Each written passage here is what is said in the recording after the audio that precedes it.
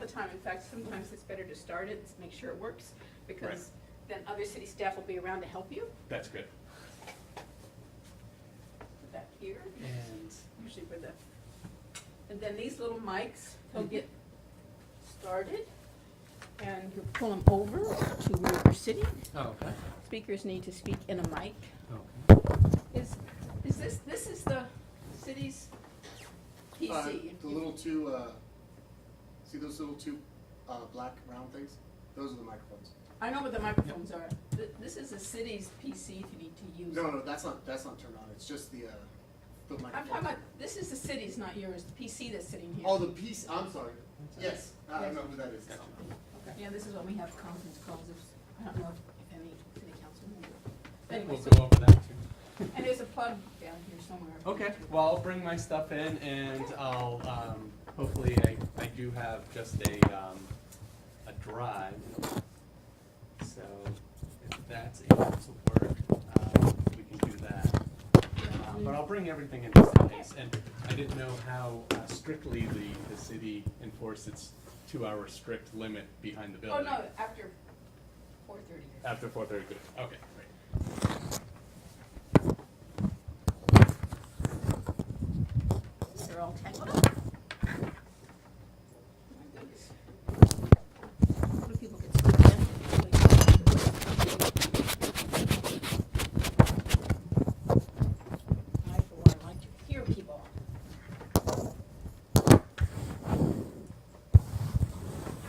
They're entangled. Put it in the middle if you really want. Well, it goes like this. That's how it goes. So if somebody sits there.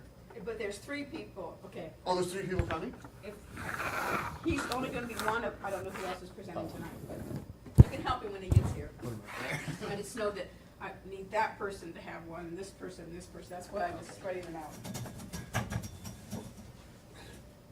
Because I find they all tend to go right, as most speakers do, and so they often miss their mic, as well as I can't hear them.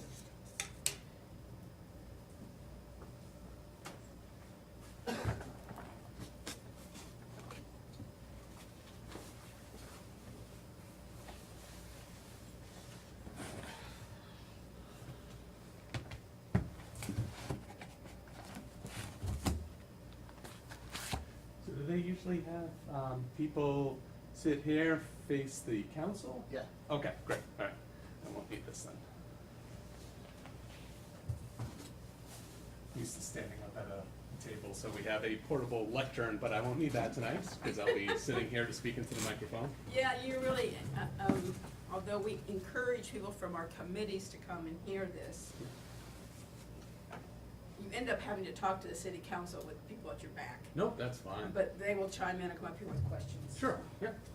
And to tell, well, I think Bill knows this already, I'll say it in my opening remarks, because of our attorney-client relationship with the city, we don't answer questions from members of the public. But any, board members can certainly ask us any questions.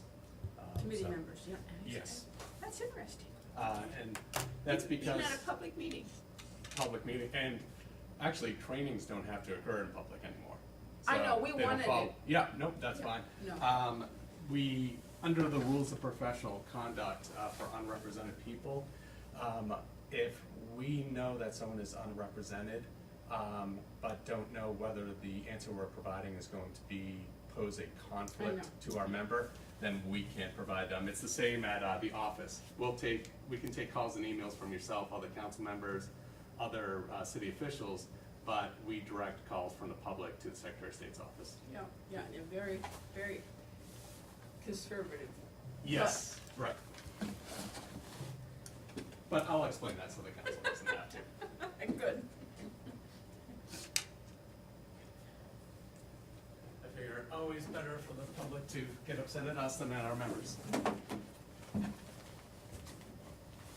I'm sorry, I can't remember the email. Are you the individual that answered the email to Jack? There was an email query. Yes.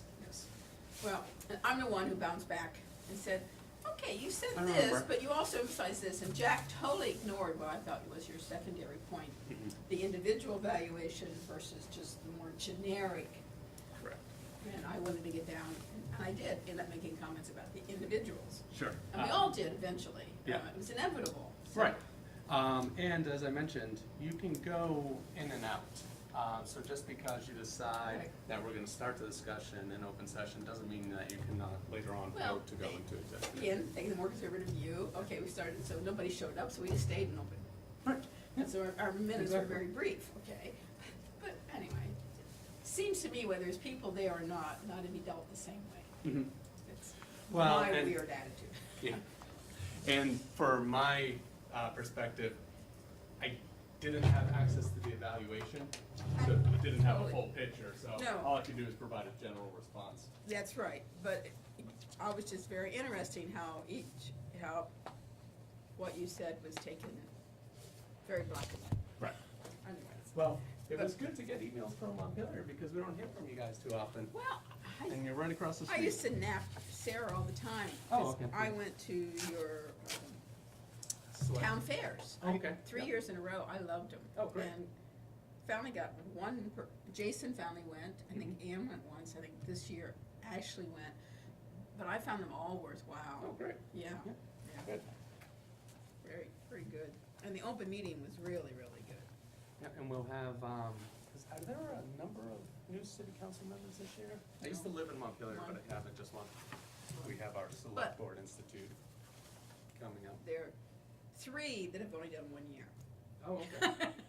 So, in fact, I'm going to my 6th year, Ann is in her 6th year, everybody else is 2 years or less. Right. So Oh. it's pretty Yeah, I young. thought there was some turnover.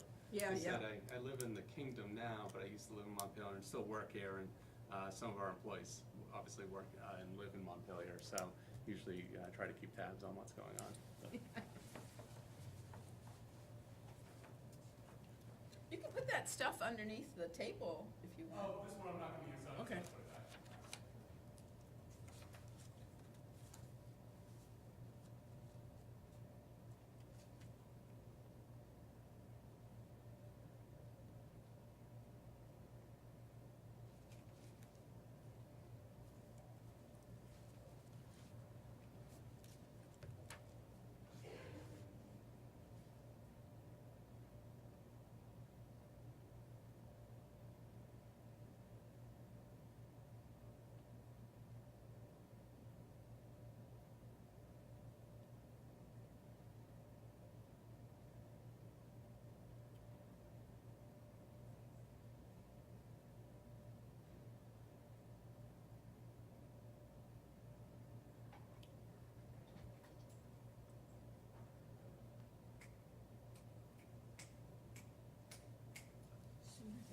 Huh. Well, that's something I didn't see before. Minutes only have to stay 1 year on your website. Yep. Wow. I'm glad we don't obey by that. You can always do more than what the law requires. Yeah. And certainly, if you have been doing that, there may be an expectation that you do so. Well, yes, I mean, I guess it certainly led me to expectations where I have gone back to check on things. My goodness.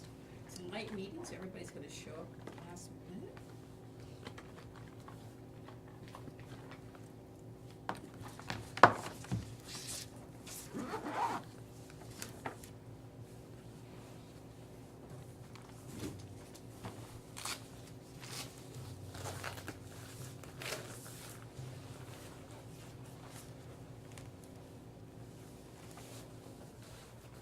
Hey, how you doing? Good to see you. Likewise. Thanks for having us. No problem. Let's see. I told him to see you about connecting whatever. Right. Oh, we should have thought about that. Let's see here. I do have. That's perfect. We'll just use this guy. And then I don't have to set up all that. Yep. Oh, that'll work great. Yeah, we'll just plug, this is already set up to everything. Oh, perfect. So we'll just, yeah. So, we'll get the law book. Bring that. That's how you look legit. That's right. Jack? So at some point at the beginning beginning, you may want to explain about you not answering questions from the public. Oh, I do. Okay, good. I just explained to him, given our attorney-client relationship, we don't answer questions from the public, but I said, I will explain that so the council doesn't have to Right. take the fall for that one. That way, it's the league doing it and not the city council. Yeah, I think, I know there's a certain expectation of, kind of participation. well, but, I guess the only question would be is we have, well, sort of, we did invite some of the chairs and stuff of our committee. Oh, that's fine. It's, yeah, we can only answer questions from municipal officials. So anyone that Right. serves on a council or board is fine. Laura? Hey, good to see you again. Yeah, same here. Everybody checking out? How are you? That's right, the big moment. So, day one. Yeah. Oh, nice. Let me introduce myself. Shane. Done date. Thank God, Shane.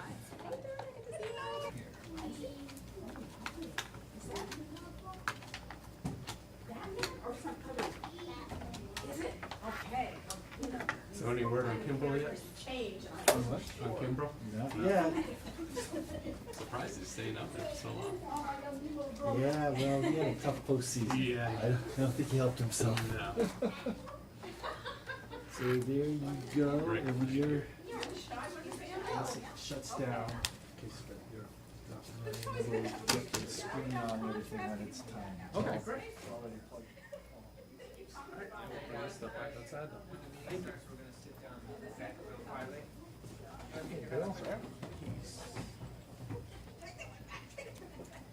I'm just adjusting. Hey, guys. Well, John, we'll swear you in really early in the How late would meetings. you like the meetings to go? I heard they were very long, so. They can be. I was saying, it's been a little while since we've had people with little kids. And, I think might have been Sarah Sarah, Jarvis was yeah. on, and she'd be like, can we just go another half hour? Should be asleep by then. Kids are still up. That's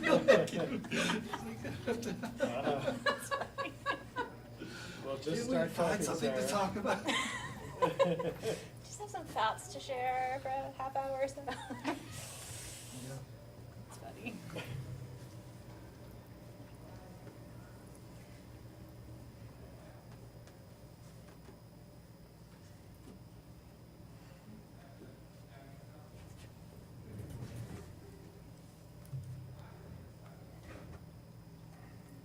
So Jack, you're all trimmed.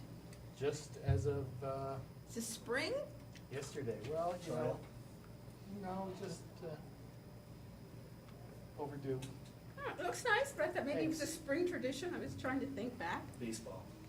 Gotta fit his baseball hat on. Oh.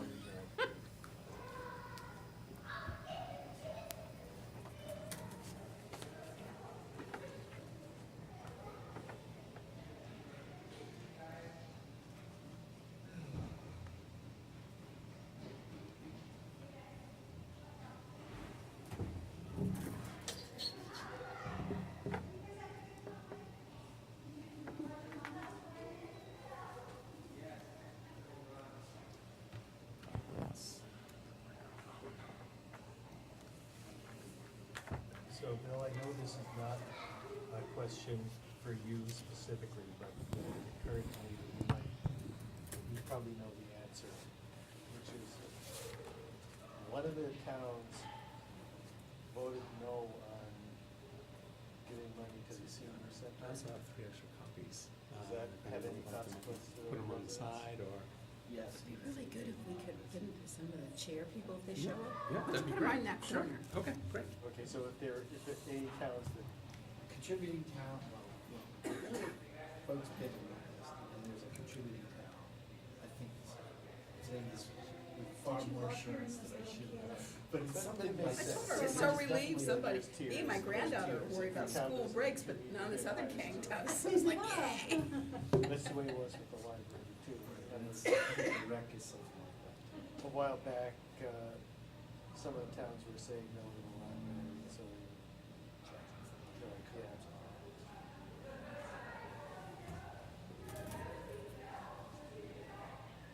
I love having kids. I know. It's so much fun to have kids back on the council. Uh-huh. Nice haircut. Am I allowed to say that? Is that You are allowed to say too that, thank personal? you.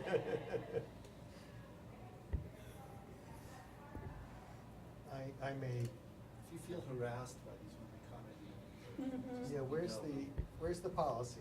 Mhm. Take that out. Just say me too.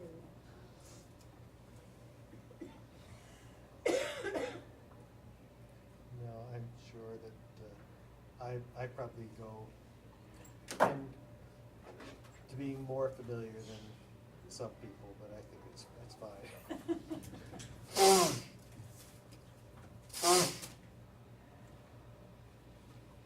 My son lives in Boulder and they're having a snow cyclone, is that what it's Bomb called? cyclone? A bomb cyclone. I've seen Huh. postings from friends of mine. I don't even know what It's- that it's quite is. the thing. His business closed. What's that? His business closed Because of the, because of the bomb cyclone. well, yes, someone I saw on Facebook, someone I know, I don't remember who, was talking about being blocked on the highway in Colorado because of the avalanche. Some major event Oh, happened. really? Yeah, You know, before, yeah, some of the video on TV of apparently it's cars just driving along and all of a sudden nonetheless. avalanche comes down the mountain and Oh my God. right over the interstate. Huh. So someone is having a worse winter than we are. Yeah. Yeah. Sometime soon. We love hearing your kids. It's so great to have kids in there. Or nice, well-behaved children, every day. Definitely went through that stage. Yes. Started. Mine doing it? Oh, is it not, Well, John's not here, so she Oh. was, maybe she could do it too, either one. The mayor can. is there a script? Yeah, she's got. Yep, okay, all right. Wouldn't be Sheila? If she doesn't wanna do it, then I'll do it, but.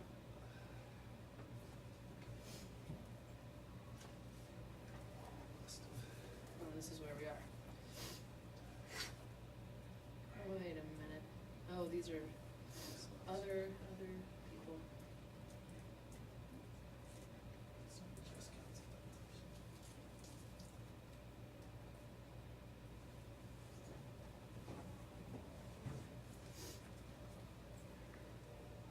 This new sound system is so much better.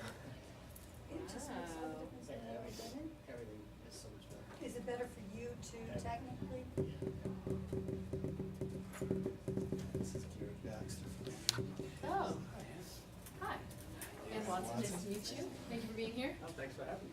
Gary, did you get your, did it show up there? We haven't turned it on. We haven't turned that on. Oh, okay. We In have fact, we could actually do a, in our building, so I just wanna make sure it Ah. works. yeah, you know, that's a good idea. Let's just make sure. I mean, it always does, but it's sort of. But I'm involved, so it may not. So. No, we're involved. They kind of have that effect on technology sometimes. I use this Take all it. the time, Good. and, Huh. I heard you were showing up. Yes, sir. How you doing? Nice to see you. Sorry about that. How are Do you you wanna doing? swear in the crew or? Nobody showing up? What? It does take a minute, it takes, yeah, it's 6:15. Oh, yeah, it is. I thought it started at It takes 7. 10 to take there, it's called. 6:15. One person showed up to do the camera. I did. Anyways, it's like because we don't have a. Right, yeah, exactly. That. It's really late, huh? I think we're gonna have 7:15. Yes. My friend, well, he lives in DC. You haven't reviewed the Light is 69 not the page same as handout. not taking time. Isn't that doing?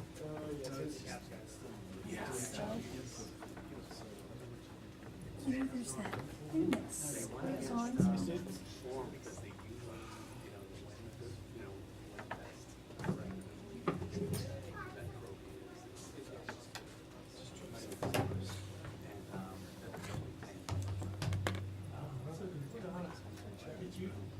Did you know that, did you get a copy of that? Right? I sent a connection to an article, I don't know what was what we were talking about. Oh, here it is. There was one that had your name on it, but. I think that's for what it is. email address. And then it had. I know. Yeah. But I wonder if he brought his, no, I thought maybe he brought his own. Did it work for a second?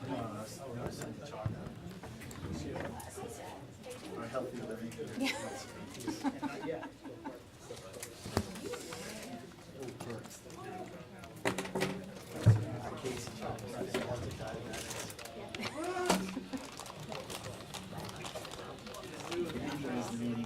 Here we go. I apologize, I haven't returned your email yet. It's all right, I'm around, I'm not going anywhere for the next couple of weeks. Work.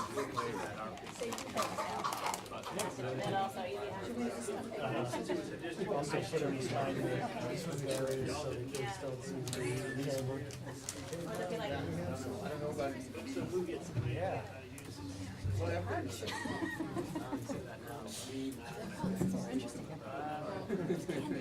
I don't know.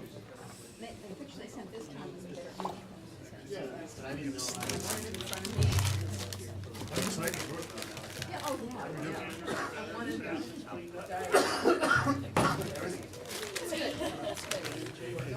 Pass on this night. Think so, hard to gauge. Yeah, yeah. They really.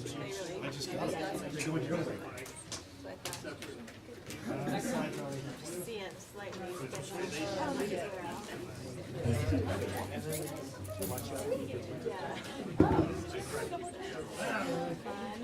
Sweets for everybody. Nice for everybody. Jake, we bribe people to come for the candy. He's a strong District 2 voter. Take two.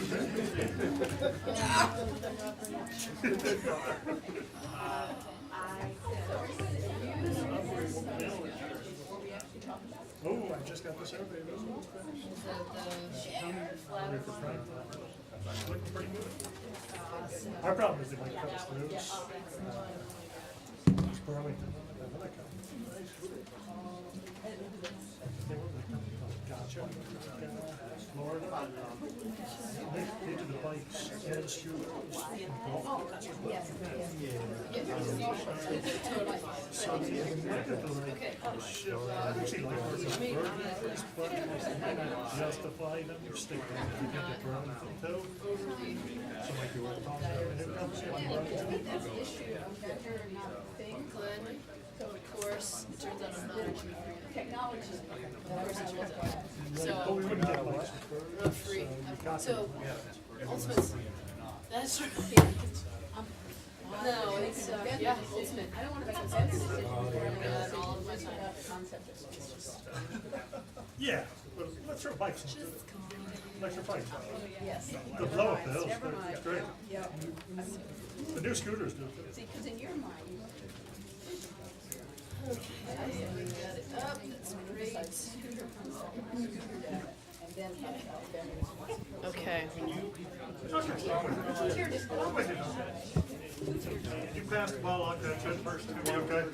Yeah. So you'll basically eventually Yeah, I don't know if every single seat is programmed. get We want her to get sworn in. We're sort of intensely talking. We can say, I think Okay. So, normally it yeah. says it starts here. on scooters.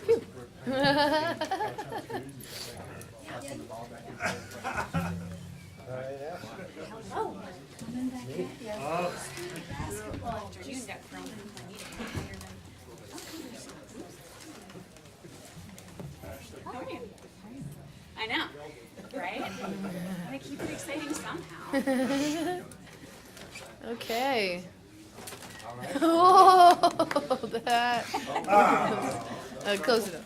That was awesome. Okay, so we're gonna get started. And actually, the first order of business is to swear in our new council members. Okay.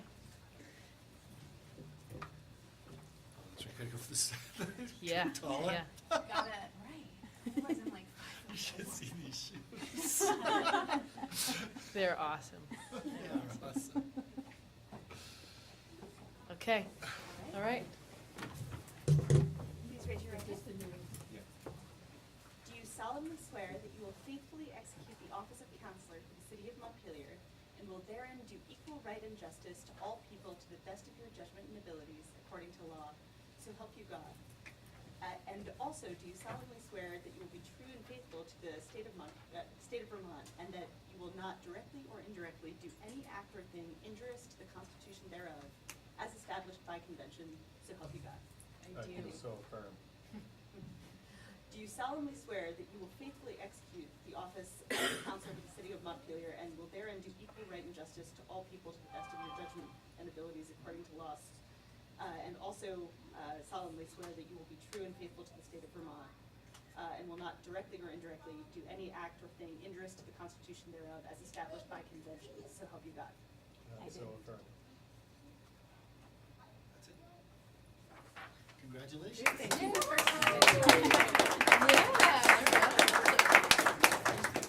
So I want to welcome Councilors Jack and Ashley back, and welcome Lauren to the council. Yay! So glad to have you. Glad to have all of you. Okay, so we are gonna call the meeting to order. So the first item is to review and approve the agenda, and I don't think that there are any changes or have been any proposed changes. So I'm going to consider the agenda approved without objection. Next is general business and appearances, which is a time for any member of the public to address the council on any issue that is otherwise not on our agenda. And if anyone wants to say anything, now's a great time to do it. If you'd state your name and where you're from, and then also try to keep your comments to 2 minutes or less. And that's true for any other further comments on the rest of the meeting. So welcome. Hi, my name is Ian Quinlan. I'm from Montpelier, currently living in the 1st District. The reason why I come for the council today is for reconsideration for the next year, the parking ban for Elm Street. The parking ban on Elm Street, I find this year, to the best of my knowledge, snow removers and drain cleaners have only appeared twice this calendar year. There's a lot of public housing who do not have easy access to off-street parking or available parking. I know many people along that stretch who currently have to make arrangements with either friends or families far away. Traveling by foot across the city is a very difficult endeavor in some parts of the city, especially during some cold years where we have a lot of icing. I myself have had to have in-laws stay in hotels because we do not have the accommodations for them to be able to park off-street nearby our house. I believe that the majority of Elm Street residents would be able and willing to accommodate the current restrictions of monitoring the city's requirements for off-street when snowstorms are there or when snow removal needs to be done. So I do believe that we would be able to be beneficial to the residents of that area to have the snow removal be reconsidered for us to be able to park when there is no immediate emergency for snow removal and there's no immediate time and when the snow removal is going to be done. Can I ask you a couple follow-up questions? Sure. So, being unfamiliar with Elm Street's situation with the parking ban, so it's one of these streets that it's always banned? Yes. And is it the entire length or is it just a portion? From the best of my knowledge, it is from Spring Street to State Street. Okay. And so that's the portion that you would hope would be sort of in the rest of the mix of like only having a ban when there's a snow event or when Yes. removal needs to happen? Yes. Okay. I'd just add to that we're going to have a parking ban debrief on an agenda probably in April or May. There's issues that we want to share with the council. We've been doing it for 3 or 4 years now, and we talk about what's working and what isn't working. So this is something we can add into the consideration. That would be great. So there'll be a council agenda item in April general, or May? About the parking ban in general, Okay. yes. So we'll certainly keep that in mind and love to have you, We'll come make sure if this you is want. on the list of things. We'll advocate for it here as well, but hopefully. I would love to return Okay. when you guys have that on the agenda. Okay, great. Thank you. Steve Whitaker, Montpelier. I want to commend that with significant badgering, we've made huge progress on keeping the drains clear and the sidewalks unflooded, especially the ponding in the crosswalks that freezes. I rarely get a chance to compliment, so. We'll take it. Thank you. So, on the parking, I want to absolutely second or support the prior comments. And I noticed Baldwin Street, it's like a seasonal no parking, but it's of necessity, there's a dozen cars that park there. I'm just saying, those signs should be removed, because except when snow removal emergencies get them out of here, but to in fact turn a blind eye to posted signs is counterproductive. In the next day or two, we're at a critical point in House Transportation of a very close vote on whether they move forward with a feasibility study for train service, passenger train service through Montpelier. The Agency of Transportation is complaining that they don't want to put $85,000 in a consultant to do it. It might trigger positive train control, which would mean retrofitting the Bud cars. But my point is that this is, I think we were remiss in not accounting for train travel in our multimodal transit center, and we have an opportunity to do a little bit of penance here and help support this feasibility study, because passenger rail with cars that are already owned and available here on this track between the junction and Barry would help the whole state. It would be a significant demonstration project for the feasibility of passenger rail. It would also alleviate or demonstrate the lesser need for albatross parking garages. Steve, what bill is that? I think hadn't it's a heard about committee this. bill, it's in transportation, but I Okay. spoke to the chair today, and it's a close vote. Okay. And the city has not stepped up I saying. haven't heard about it till Yeah. just now. So I'm about to email you to ask who are the right people to The two swing Yeah. votes. or like the committee chair. Or I'll send you an Committee email chair is and Clerk McCormick. okay. Oh, I know Kurt. Okay. But he's running out of time to get more witnesses, and V-Trans was in today. But I think you all ought to write the swing votes. Tim Corcoran and Dave Potter. And just say, this is important to Montpelier and Central Vermont, and we're your host for 4 months out of the year. So give us a break and help us alleviate parking and get you to the state house.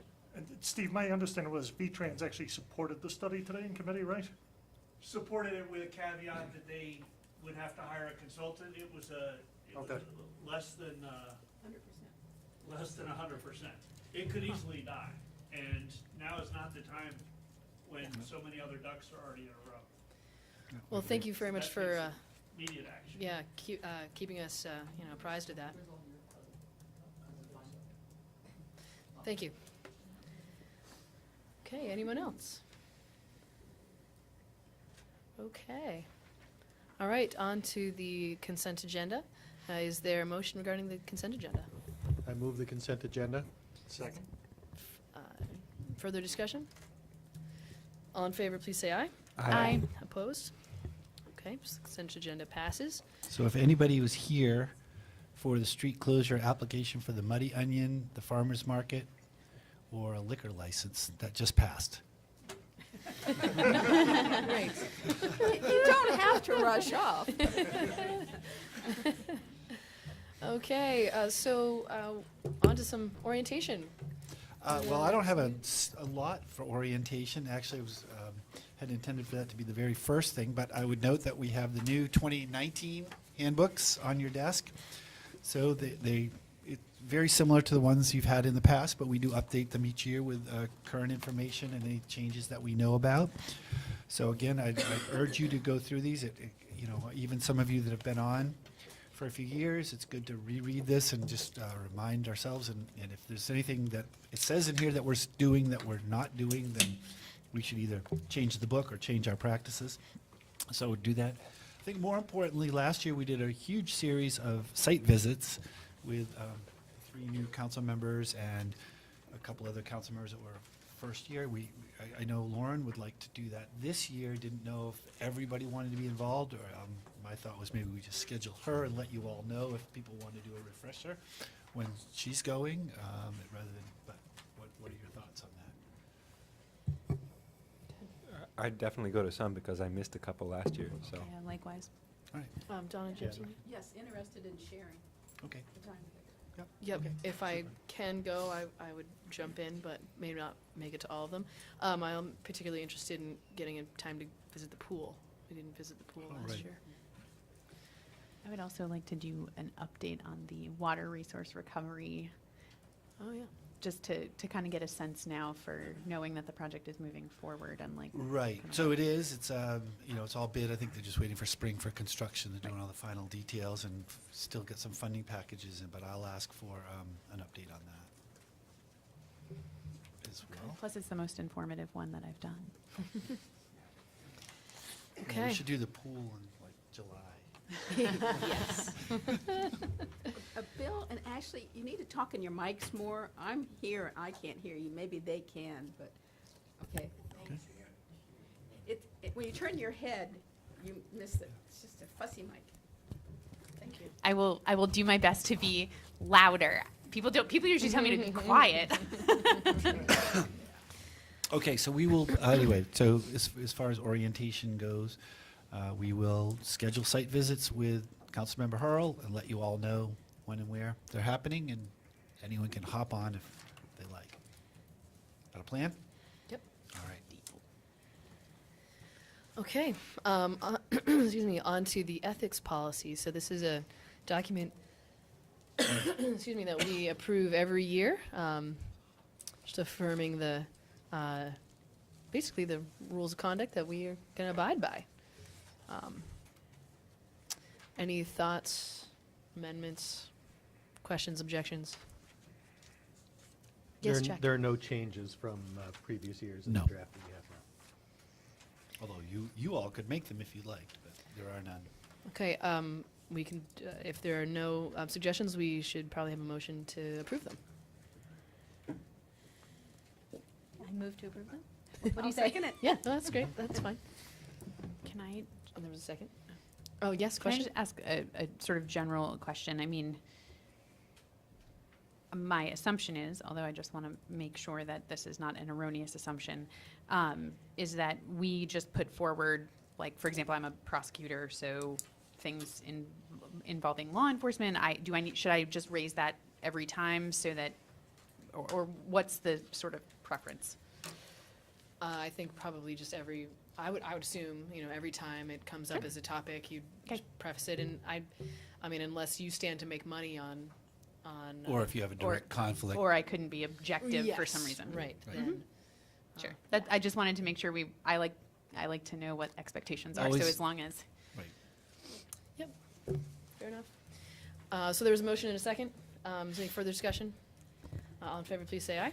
Aye. Aye. Opposed? Okay, thank you all. All right. Oh, and so now we need to elect some officers, so.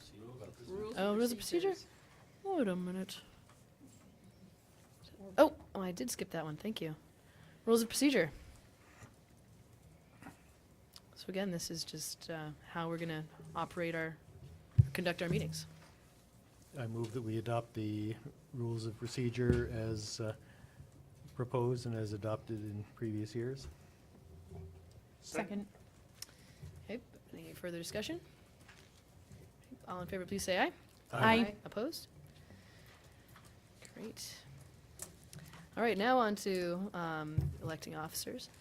So we need someone to be president, vice president, and parliamentarian for the city council. One hypothesis is that people are interested in what they were interested, that, if, you know, what they were, if they were interested in those offices again, that, you know, that's one possibility. Or if there's other people who are interested in those offices, that's fine too. What are your thoughts? Well, I'm wondering if it might be helpful to just sort of explain, like, I know that there's like Oh, a super sure. basic Thank you. like explanation, but Sure. So the council president leads the council discussion if I am absent, and then the vice president leads council procedures and discussions if both the mayor and the president are absent. And the parliamentarian helps us clarify when we have procedural questions. The other role of the president, and Yes. less frequently the vice president, but in the event that there's a public event or something and the mayor can't make it, then often the council president will step in to represent the city as the top elected official. Glenn? And remind me, Ashley, you were president last year, is Yes. that correct? Mhm. And I can't remember who was vice I president. think it was Donna. And Oh, and was Rosie Rosie was the parliamentarian? Right. Okay. Okay. Anybody like one of those positions? Yeah, yes, Jack. I would volunteer to be parliamentarian. Okay. Oh, yes, nominations? I nominate Jack McCullough to be parliamentarian. Would anybody else like to be parliamentarian? Anybody else want to nominate someone else to be parliamentarian? No? I guess we'll just take it one step at a time then. All right, all in favor of Jack being the parliamentarian? Oh, there was not a motion. Wait, did you make this? He nominated. Did Do you we need a accept? second? I'll second it. A Still second have is to not vote. required for nominations. Okay. Oh, he's And- crushing it already. You're not supposed to He's been start angry yet. to do his job. It's a new era now. Good, excellent. This And isn't, Odom's not here to contradict him. this isn't the only organization I'll be parliamentarian Yeah, there you for. go. That's good. And Donna, you seconded? I But we did. don't need it. But we don't But need a We second. don't need it. Usually Okay. Second it's was done with a overruled. second. Okay, all right, fair enough. Do you accept? By the Sorry, I nominees. missed that part. Great. Okay, so all in favor, please say aye. Aye. Opposed? All right, thank you. Congratulations. I'll nominate Ashley for president. Do you accept? I accept. Okay, apparently we don't need a second. Further discussion or other nominations? Okay, all in favor, please say aye. Aye. Opposed? Great, thank you. Congratulations. Vice President. I'd like to nominate Donna to be vice president. Okay. You're up to the task. Yeah. I gotta do 2 meetings. Yeah, it was good. Everybody's wiped out, so So you're accepting? Sure. Okay, all right. Any other nominations? Okay, all in favor, please say aye. Aye. Opposed? Okay, great. Thank you and congratulations. Excellent.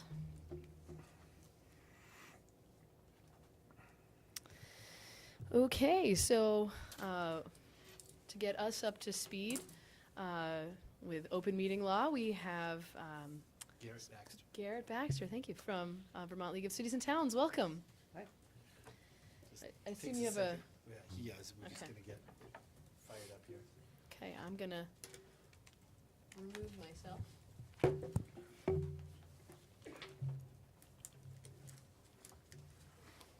It did work earlier, right? We saw it working.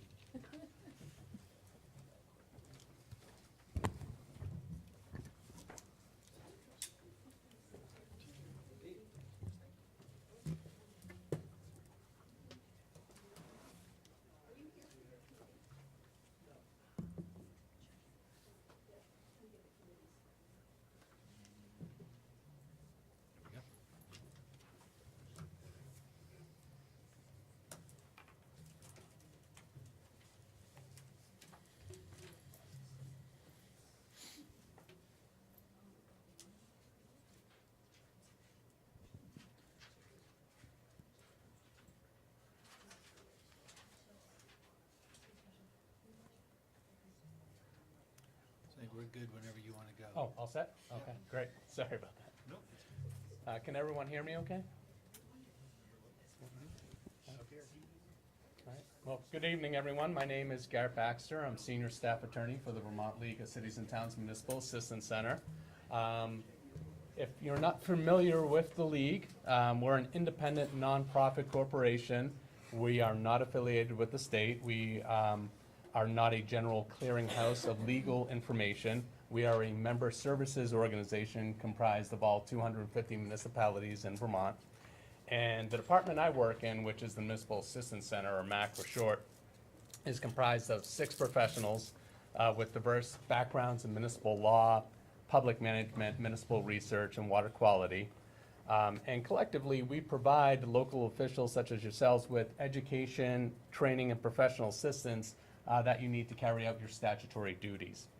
In addition to conducting day-long and on-site trainings such as this one on various topics of municipal law and governance, we primarily fulfill this role by answering your questions over the phone or via email Monday through Friday, 8:30 to 4 o'clock. The contact information should be on the inside jacket of your packets, which everyone should have in front of you. And we can answer any questions regarding your roles and responsibilities as municipal officials. So, and because the other 2 attorneys and myself have an attorney-client relationship with our municipal members, we cannot give assistance or advice to those whose interests may not align with our clients, and as such, we do not answer questions from the general public. Fortunately, there are other entities in the state that provide assistance and information to members of the public about municipal issues. The Secretary of State's office just created an office a couple of years ago, a Director of Municipal Assistance, who can be reached at 802-828-1027. And I'm not sure if you're aware of this or not. You might have seen the Secretary of State's op-ed in Vermont Digger, but this week is Sunshine Week. And if you're not familiar, it's a national celebration of access to public information and government transparency. So this is a great time to go over understanding the open meeting law. For those reasons, this presentation is going to be for general education purposes only and does not and shouldn't be construed as constituting legal advice or creating attorney-client relationship with anyone. So with those pleasantries dispensed with, I'm here to talk to you again about Vermont's open meeting law. And in your packets, you'll have a copy of the presentation on the right-hand side. And on the left-hand side, I put some material that is available on our website at vlct.org. The first one is a quick guide to Vermont's open meeting law. It's intended to be just a reference sheet that you can have at a meeting to see if you're complying with the law. This has been great to give to people, great. to our committees. Very, very helpful. Oh, thank you. Appreciate it. Our next one is the open meeting law FAQs, which this presentation pretty much tracks. So we try to anticipate questions that particularly new members would have about the open meeting law, and it's a deeper dive into the subject. We also have the same materials for the public records law as well available on our website.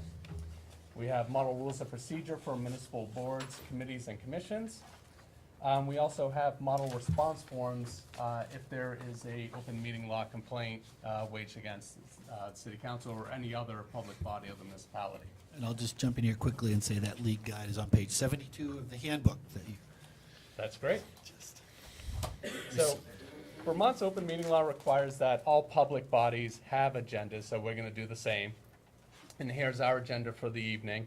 These are all the questions that we're going to hopefully answer tonight for you and discuss in the hopes that you'll have a better understanding of what the open meeting law is and how it works. So before we start, I just wanted to let you know that you can access the open meeting law at the legislature.vermont.gov/statutes. And where you want to look online is in Title I, Chapter 5, Subchapter 2. Law can also be found in your green books in Title I, Section 310 through 314. So really, we're only talking about 4 sections here, but they're very important sections. So the first question we're going to ask is, just start off simply, what is the open meeting law? And broadly speaking, It controls and regulates meetings of public bodies. It does this by establishing certain minimum standards for meetings, including keeping meetings open and accessible to the public as a means of ensuring government accountability. And that brings up why we have the open meeting law in the first place. The open meeting law clearly emphasizes the openness and accessibility to government, and the law is rooted in Chapter 1, Article 6 of the Vermont Constitution, which states that all power being originally inherent in and consequently derived from the people, therefore all officers of government, whether legislative or executive, are their trustees and servants, and at all times in a legal way accountable to them. So what that's saying is the goal of the law is accountability, and the tool that we use to achieve accountability is transparency. When government decisions and the processes used to reach them are transparent, that enables the people to hold their public officers accountable. So the law then is meant to empower the public to play an effective role, not only as an active participant in government, but as a check on it as well. So the Vermont Supreme Court has answered the question of why we have the open meeting law this way. It has said that the purpose of the open meeting law is to give public exposure to government decision making. So we have the open meeting law, in short, to hold you, the government, accountable for the decisions you make and the actions that you take. In order to ensure that the open meeting law is used for the purpose for which it's intended, the Vermont Supreme Court has said that it's entitled to a liberal construction in support of the goal of open access to public meetings for members of the public. Exemptions to these laws must be strictly construed. What this means is that when there's any question as to whether the open meeting law applies or not, or whether its requirements have to be adhered to, the courts will always err on the side of transparency and access to public meetings. So to that point, our office tends to give the most conservative legal advice when it comes to this or other laws, because it's our job as attorneys at VLCT not only to give you the advice that will help you win in court, but hopefully give you the advice that will help keep you out of court in the first place. So keep that in mind, that our advice as we go through this and questions will come up and you're going to ask, why can't we do this? We're going to give the cautious conservative approach. Yeah. Now that we know what the law is and why we have it, next question is, who does it apply to? And it applies to every public body in the municipality. What's a public body? It encompasses all boards, councils, commissions, committees of a political subdivision of a state, which is a reference to municipalities, and includes all cities, towns, fire districts, and other governmental units. So, I may use the words public body here and board interchangeably as we go along, but they mean the same thing. So the law covers two groups of public bodies. The first consists of any statutory public body.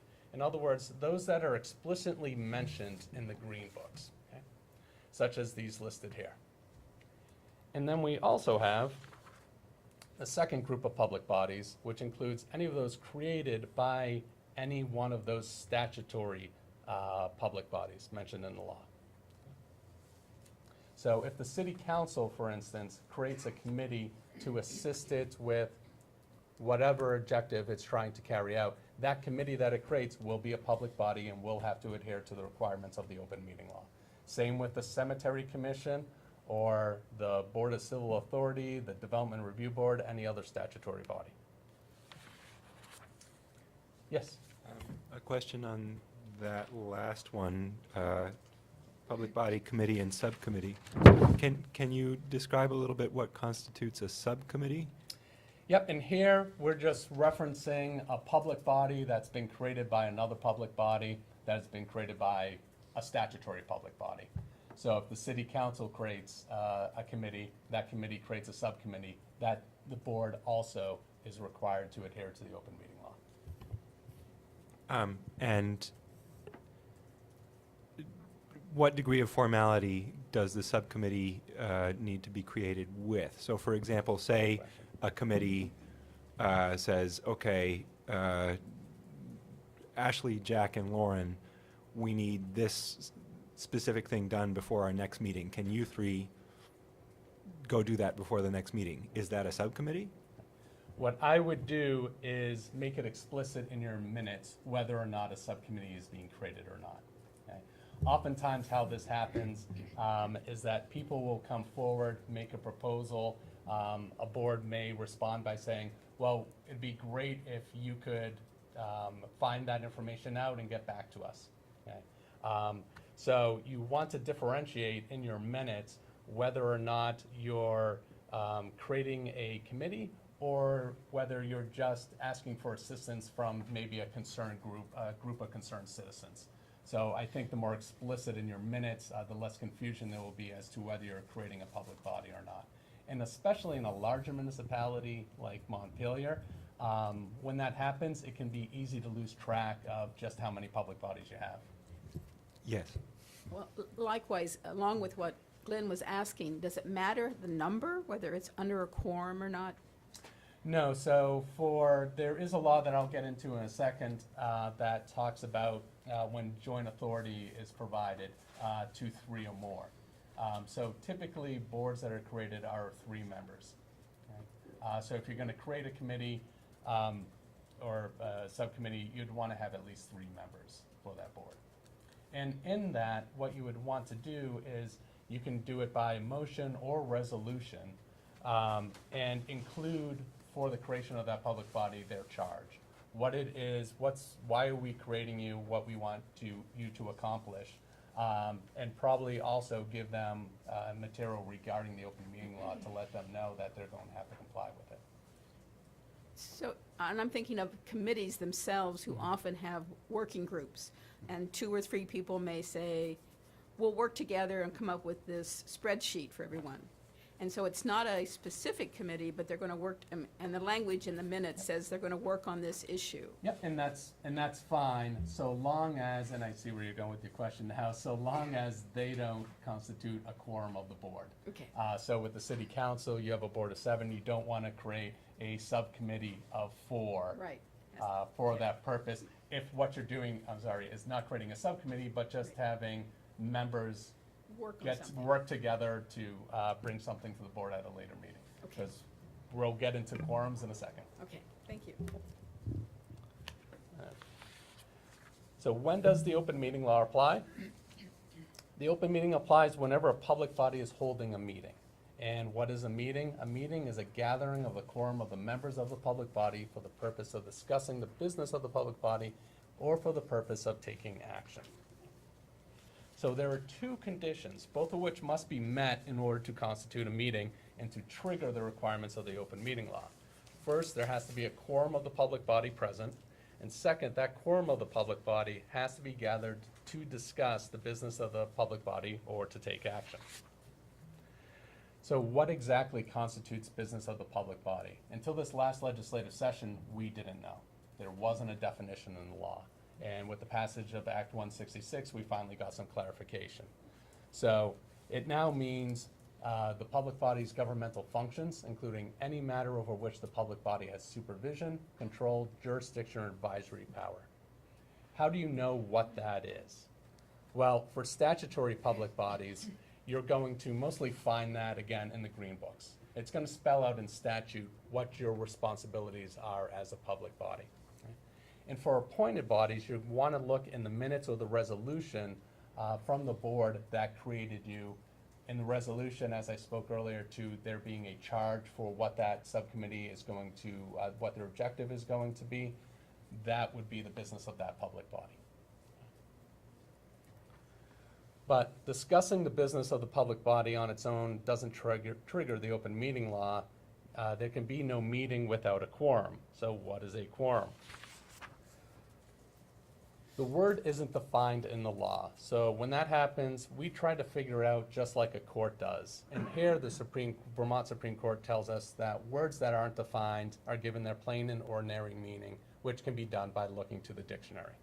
So the dictionary defines a quorum as the number of members of a group required to be present to transact business legally, usually a majority. So in our context, a quorum is both the minimum number of members you're going to need to hold a meeting and also the minimum number of members you're going to need to take any action. It's also the threshold at which the open meeting law is going to be triggered. So unless the law says otherwise, and for some boards it does, this number is going to be a simple majority, 50% plus 1 of the total membership of the body.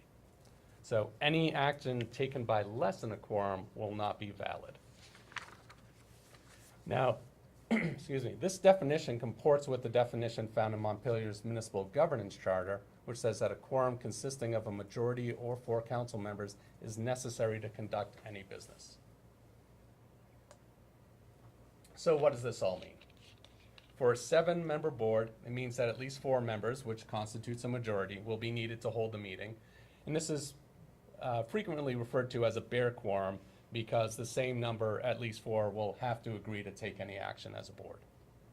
And that's because there's a law that states when joint authority is given to 3 or more, the concurrence of a majority of such number shall be sufficient and shall be required in its exercise. Now, the standard that a majority of the total membership of the board has to agree to take any action will apply regardless of whether there are board members that abstain, whether they recuse themselves, or whether there are any vacancies on the board. And that's because what's controlling here with respect to determining what your quorum size is not the number of members who actually show up, but rather the number of seats at your table. So at your table for the city council, it's a 7-member city council, it's always going to be 4. If there were 7 vacancies on the city council, quorum amount would always be 4. Any questions on Is that also true? Are you going to talk later about committees? This applies to committees as well. This applies to all public bodies, this standard. So recently, being at one of those committees, and there's actually more there's vacancies. So there are seats, but they're not people filling it. And what's the total membership of the board? It was 11, It was 11. And how many occupied seats does it have now? 9, actually 8. Okay. So you have 50% plus 1. Of the 8 or the 11? Well, of the 11. So that's Okay. what I'm saying. You always Yeah. want to count the seats, and you have 11 seats at that table. Okay? Unless the board that creates it alters the membership. So if you do run into a situation where it's getting difficult to fill seats on a particular board, the board that created it could always alter the membership of that board, depending on what it is. It would have to Okay. go back to the city council to, 'cause Depending on what the public body It's a city council is. that created it, so Yeah. they would have to amend it. Right. Okay. So, if you recall from a couple slides back, a meeting is defined under the law as a gathering of quorum of the members of a public body for the purpose of discussing the business of the public body or for the purpose of taking action. But this gathering doesn't have to be a physical one. The open meeting law explicitly permits members of the public body to meet without actually being physically present. So it provides, as long as the requirements of the law are met, 1 or more members of a public body may attend a regular special emergency meeting by electronic or other means without being physically present at a designated location and can fully participate by discussing the business of the body and voting to take action. So the law allows a member of a public body and members to attend meetings by electronic means so long as certain conditions are met. And those conditions are that someone participating remotely has to identify him or herself when the meeting is convened and must be able to hear the conduct of the meeting and must be able to be heard by the members at the meeting. And additionally, all votes that are not unanimous have to be conducted by roll call. You can even have a quorum or more of a public body participate electronically in a meeting. So, say for example, all of you happen to be in Florida for Red Sox spring training this spring. You could all do that, still have a meeting, participate electronically. So for that to happen, the same 3 conditions that we just went over have to be met. But in addition, the agenda for the meeting has to designate at least one physical location where a member of the public can attend and participate in the meeting, which makes sense because if you're all not going to be here, the public needs a place to come and listen to you. And at least one member of the public body, a member of the staff, or designee of the public body has to be present at that location. That way they can facilitate the meeting, take care of any technical issues that may arise. And just to check on that, I imagine the physical location would have to be somewhere within the city limits. We couldn't say that the meeting was at spring training in Florida. The law doesn't actually state, but that's how I would read it as, yes. because again, what we're trying to, and I'll come back to this point several times during the presentation, but we're trying to facilitate public access to government decision-making, so. Now, it doesn't necessarily have to be the same location. You can change the location in town, but then that would be a special meeting, and we'll get into that in a minute. Now, I don't know about you, but I learn best from examples, so I put a couple together, some possible scenarios that you yourselves may find yourselves in to illustrate what we just went over. So the first deals with a 7-member board and 3 members who are physically present at the meeting and a 4th member who's attending by conference call. And the question is whether or not this is a meeting. What are they talking about? Well, we'll just say for this scenario that they're discussing the business of the public body. It's a Then great yes. question. Yes. The answer is yes. We have 1, both a quorum of the members of the public body gathered, and 2, they're presumably there to discuss the board business or to take action. And because we only have 1 member participating electronically by conference call, all that's required is that that member identify him or herself at the beginning of the meeting and that he or she can hear the conduct of the meeting and be heard throughout. Now, we're going to complicate things a little more. Here we have the 7-member board with the same 3 members physically present in the same meeting room, but instead of the 4th member participating by conference call, he or she sends an email or text message to one of the members in attendance expressing his or her position about the meeting and how they want to vote. Can they participate that way? No. No.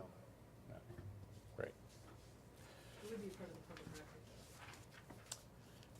Well, so the law governing electronic participation requires, and we'll get into that in a second, not only that a member has to identify him or herself, but also that they have to hear and be heard throughout the meeting, which isn't possible, obviously, if they're participating by email or text message. Okay.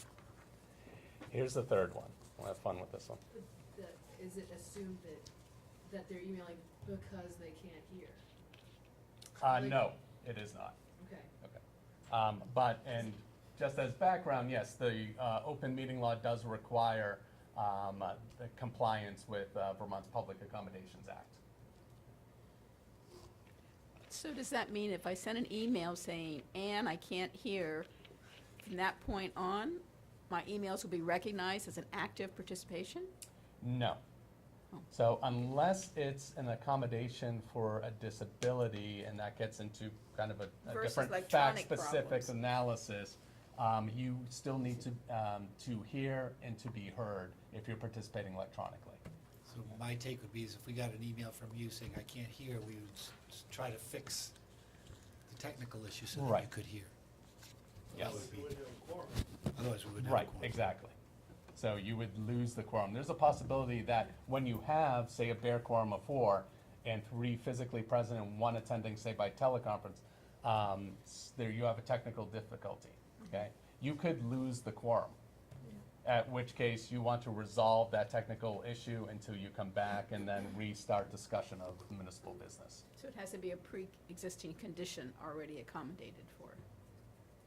When you're talking about To allow an email or text, it would have to be already set up if that was needed. well, there you can notify someone that you're having technical difficulties because you have no other way to communicate with them. So that would be permissible. So that's fine. I think he's talking about if someone has a legitimate hearing disability. That's what I was saying. So Yeah. if I had a legitimate hearing disability, I'd have to establish that ahead of time. And we would have Yes. come up And with then something. be And you allowed. have to, and right, Okay. and then we have to address what a reasonable accommodation would be. But I don't think just emailing would be sufficient. I think that there'd have to be some way through the relay service or something so that the person who can't hear would be able to see text, see all the comments of all the members converted to text and be able to do the same thing in response so that And- the absent person somehow gets everything that everyone said. All right, and that's actually addressed in the ADA has a guide for small towns that I would address to your attention. Also, they do have, if such an issue does come up, they do have ADA specialists who assist callers with compliance with the ADA as well. So, we're gonna have fun with this last one. We have the same 7-member board, 3 members this time who are walking together on the street, talking about the condition of the sidewalk. One of the 3 calls a 4th member to fill him or her in on the discussion. The 4th member who's called, put on speakerphone, doesn't talk, just listens. Is this a meeting? Well, you added a Yeah, fact. I was gonna say, you My- changed the fact. My I did, answer sorry. to scenario 3 was no, but now that we know that the person's on speakerphone, the answer is yes. Great, Yes. that's the answer.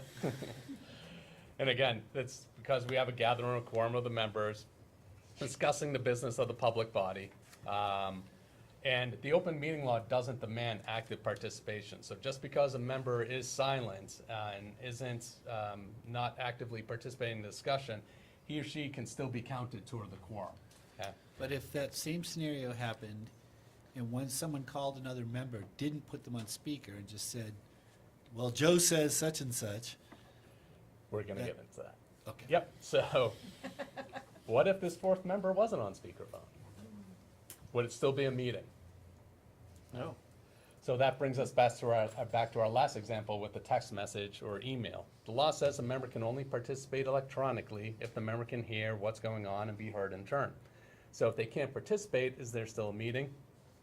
And if there's no meeting, can there be a violation of the open meeting law? Right, I'm gonna give you the lawyer response, maybe. That's what I spent all that money at law school for. So these are the questions of first impression, meaning they haven't been definitively answered by the Vermont Supreme Court. There's still many gray areas to the open meeting law, and this is one of them. Our advice, which I told you earlier, was admittedly conservative, is to stay away from that type of situation altogether. Why? Because the more you tread in those gray areas, the more you expose yourselves and the city to liability. So in some states, this wouldn't be a question. For example, in Indiana, if there's no majority of a public body gathered together physically in one location, then it isn't considered a gathering and wouldn't constitute a meeting for the purposes of the open meeting law. In Vermont, however, members can meet without being physically present, but they have to do so in the manner that's prescribed by law. So when questions like these come up, we always go back to the intent behind the law, which is to ensure that conversations and decisions by public bodies are made in public. Okay? In our opinion, any communications not contemplated by the law that would permit public bodies to accomplish what they otherwise couldn't, unless in the context of a duly warned open meeting, violate the spirit if also not the letter of the law. So the Vermont Supreme Court has said that the open meeting law protects not only a public's right to know, but also their right to be present, to be heard, and to participate, none of which they'd be able to do in that scenario. So remember, the law is entitled to a liberal construction, interpretation, in support of the goal of open access to public meetings for members of the public. So whenever you're faced with this type of situation, ask yourself whether what you're doing will ensure that your discussions and decisions will be made public. If you're going to have a discussion about city business and it involves a quorum, make sure that it's done at a meeting. Okay. Yes. This might be coming up, Darren, and I think I know Sure. the answer to it. Yep. Councillor Bate posts on Facebook, I want to build a huge water slide, into the Winooski River. It's going to be Sure. great, 100 feet. I chime in. That Yeah, sounds no, fun. that's a great idea. Glenn says I already have my bathing suit, right? 4 of us chime in on Facebook there. Is that an open meeting? So Violation. you have how many members participating? So 4 of us. 4 of us, okay. Again, that's a situation we would stay away from as well, okay? So the open meeting law doesn't impact the use of social media by individual members. You are all citizens of the United States. You're entitled to exercise your First Amendment rights. And certainly being able to communicate with your constituents is a fundamental component of a democratic society. And so I don't want to take that away from you. Websites or blogs that are not interactive present the least problems. Interactive sites such as Front Porch Forum or Facebook, those that can be used to solicit a response from other members of the public body, however, can present problems as participation of a quorum, again, can constitute a meeting under the open meeting law. And A meeting, again, is not limited to those situations where you're physically gathered in one location. So it can be violated if, in our opinion, a quorum of members of the body is discussing business using email or social media applications such as Facebook or Front Porch Forum. So again, our recommendation is that it's generally best to avoid discussions of town business on social media. Again, fairly conservative view, and of course has unfortunate consequences since you won't be as accessible as you'd like. But again, it's our job to give you the advice that will help keep you out of a lawsuit. I guess I hear what you're saying. Yes. But I'm curious why social media is treated differently than a text message or an email would be. Like, so let's just assume that it is like, it's a social media post and it's whatever, but there's no, like, it's just a thread that kind of goes on over a course of 36 hours. What is the difference between a text message, like if I text during a meeting because I can't be at the meeting, but I'm watching at home, and, Ashley doesn't like something? And we would say that there's not a difference if you're involving a quorum of the members of the public body. So that 4 of you shouldn't be involved in a text message or an email discussing the business of a public body, except in certain limited circumstances that we'll go over. Hold on, I'm just parsing. Okay, so you're saying what your response is if I text 4 or 3 other people, that's a problem. Of the public body, so yes. are you saying that so is it the affirmative action step, or is it just simply the sheer number of people that the question turns on? It's the 2 requirements behind the open meeting law, which is, again, the quorum. So yes, it is the numbers, and then it is what it is that you're discussing. If you're discussing the business of the public body, then when you have a quorum of the board discussing the business of the public body, that has to take place in the context of a meeting. Okay? Now, the only way that the law contemplates for you to participate electronically is in a manner that you can be heard and the proceedings can be heard by you. And you can accomplish that through either email or text. So what's the difference between that and social media? I'm not trying to be dense, I'm just genuinely trying to. And it's not. We would say that this wouldn't be allowed either. Okay? So you could have a situation where a member posts on social media regarding the municipal charter, and Jack responds to that. And then Glenn and Connor respond to that as well. Now you have a quorum of members of the public body discussing municipal business, and it's not within the context of a public meeting. Okay? So it hasn't been noticed. It has no agenda. People may have an opportunity to participate, but that's not an opportunity that's open to everyone. Not everyone has access to Facebook. Front Porch Forum is even more limited because it's limited to those who live there, it's not open to the general public. There are not minutes taken, okay? So we would recommend refraining from using social media or email to discuss the business of your public body with other board members entirely. Okay? Even if you're having an email correspondence with less than a quorum of membership, then that member could engage another member in the same conversation. And those serial one-to-one communications, which again, our court hasn't addressed, those postings on social media or Front Porch Forum, those could in the aggregate involve a quorum of the board's membership and constitute a meeting under the law. Okay. So while one posting doesn't implicate the open meeting law in Front Porch Forum, any subsequent postings could, if they trigger that quorum requirement. So just to kind of come to an easy rule of thumb for at least our group, if an individual member wants to post about their feelings about a particular issue, best practice would be the rest of them, and I would include myself, would not comment on that person's post. Correct. And just let it play out how it's going to play out. Exactly. And one of the difficulties is that the timing of a member's participation likely is not a factor. Again, that's an issue that the Vermont Supreme Court hasn't addressed. So In other states, you have what's called the simultaneity standard, which means that there's only a meeting if everyone can discuss municipal business contemporaneously with one another, okay? We don't have that, and if they don't, if they're not, then it's not a meeting and it's not a violation of their open meeting law. So you could have a text message sent to one, that's sent to another, a string of emails or communications. They wouldn't violate their open meeting law. We don't have such a explicit standard in our state, so we don't know for certain. But we do know the intent behind the open meeting law, which is to make sure that discussion of municipal business takes place at an open meeting. So taking that intent and viewing those actions in light of the purpose behind the law, we recommend not engaging in that conduct. So we'll get into that a little more as well, okay? And certainly, this is a lot that I'm throwing at you. Feel free, again, to email or call if you have any questions beyond tonight. This won't be your only opportunity. Okay.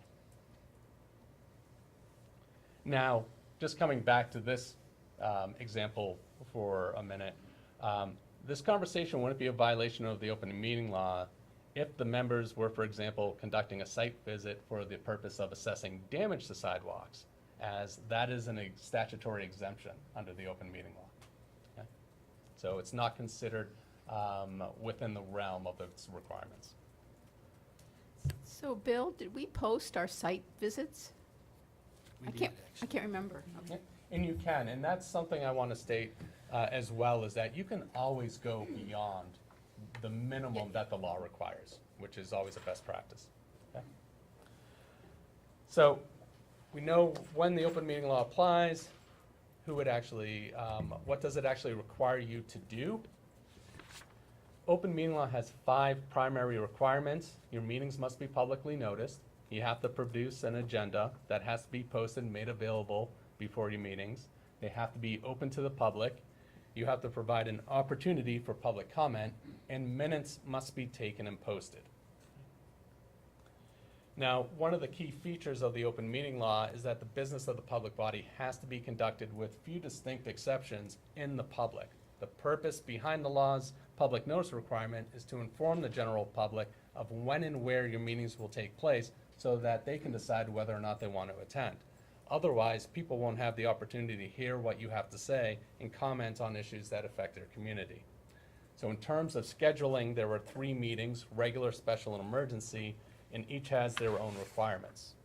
Your regular meetings, those are just that. These are your regularly scheduled meetings which occur at some time, date, and place at regular intervals. Special meetings are not special because any of the business you're going to conduct or discuss, but because they're held at some date, time, or place other than your regularly scheduled meetings.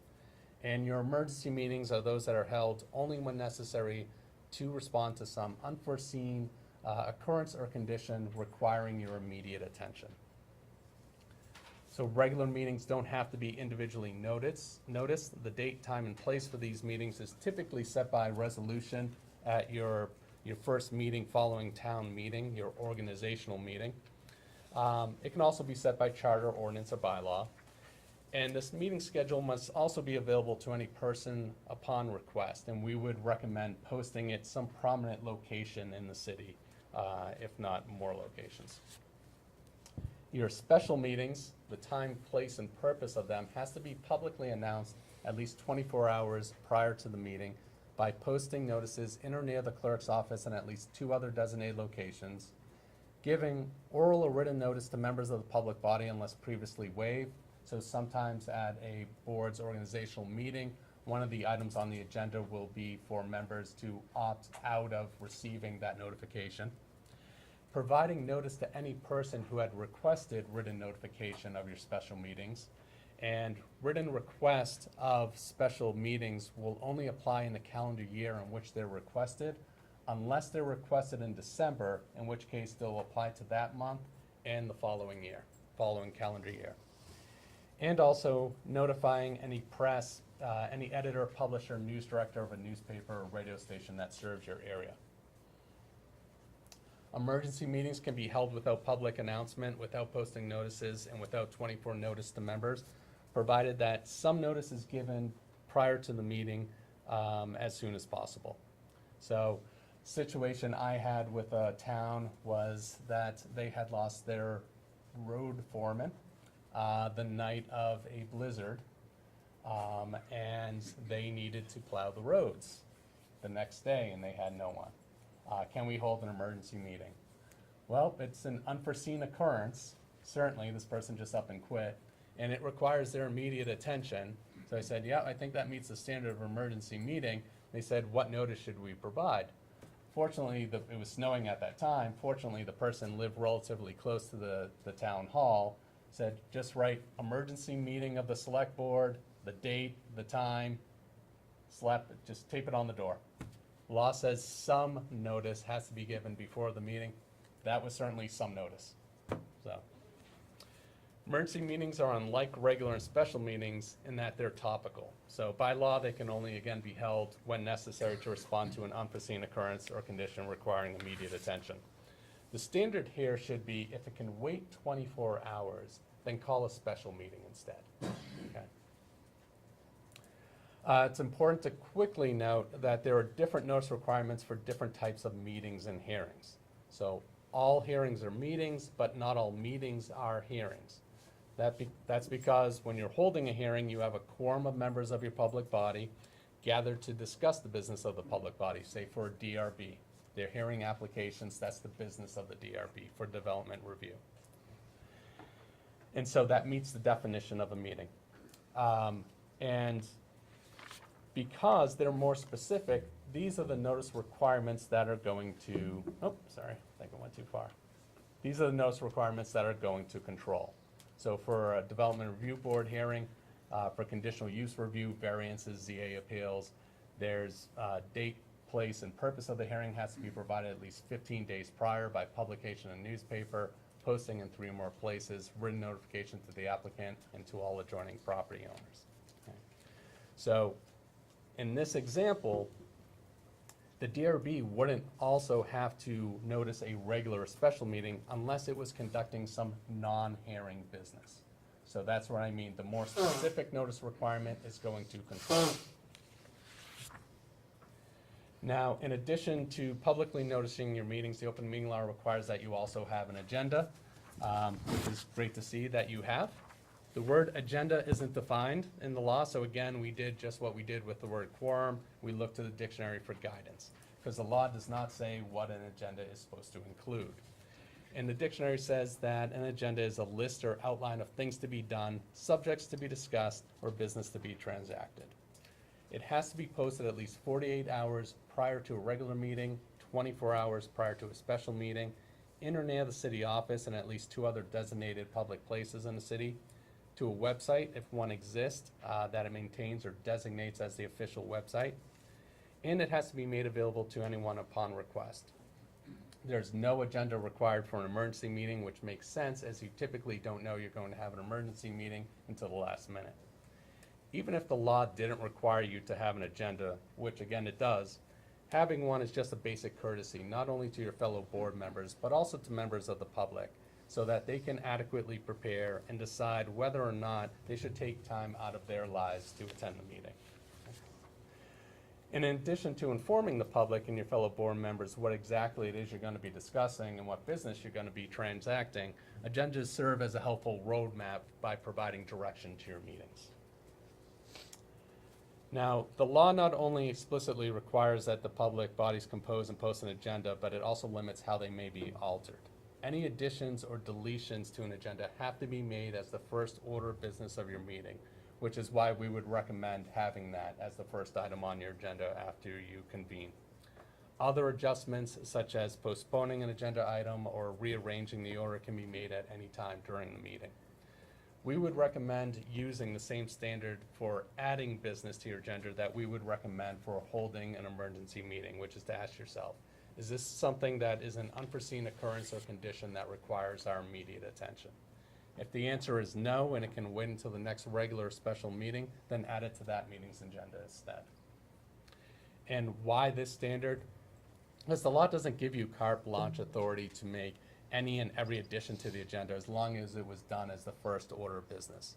If this was the case, then a public body could just have a blank agenda and add whatever it wanted to at the beginning of the meeting, and the law would have no meaning at all. So remember, the legislature's intent behind this law is to ensure that your meetings are open and transparent to the public. To that end, you have to give them some adequate notice to decide whether or not to attend your meetings and to express their opinions on matters that you consider. Before you go on, can I ask you a question? Sure. So for organizations that are public bodies that are intermunicipal or supermunicipal,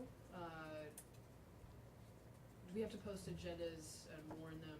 So I'm thinking of like Supermont Public Safety Authority or other things that the city might be a member of.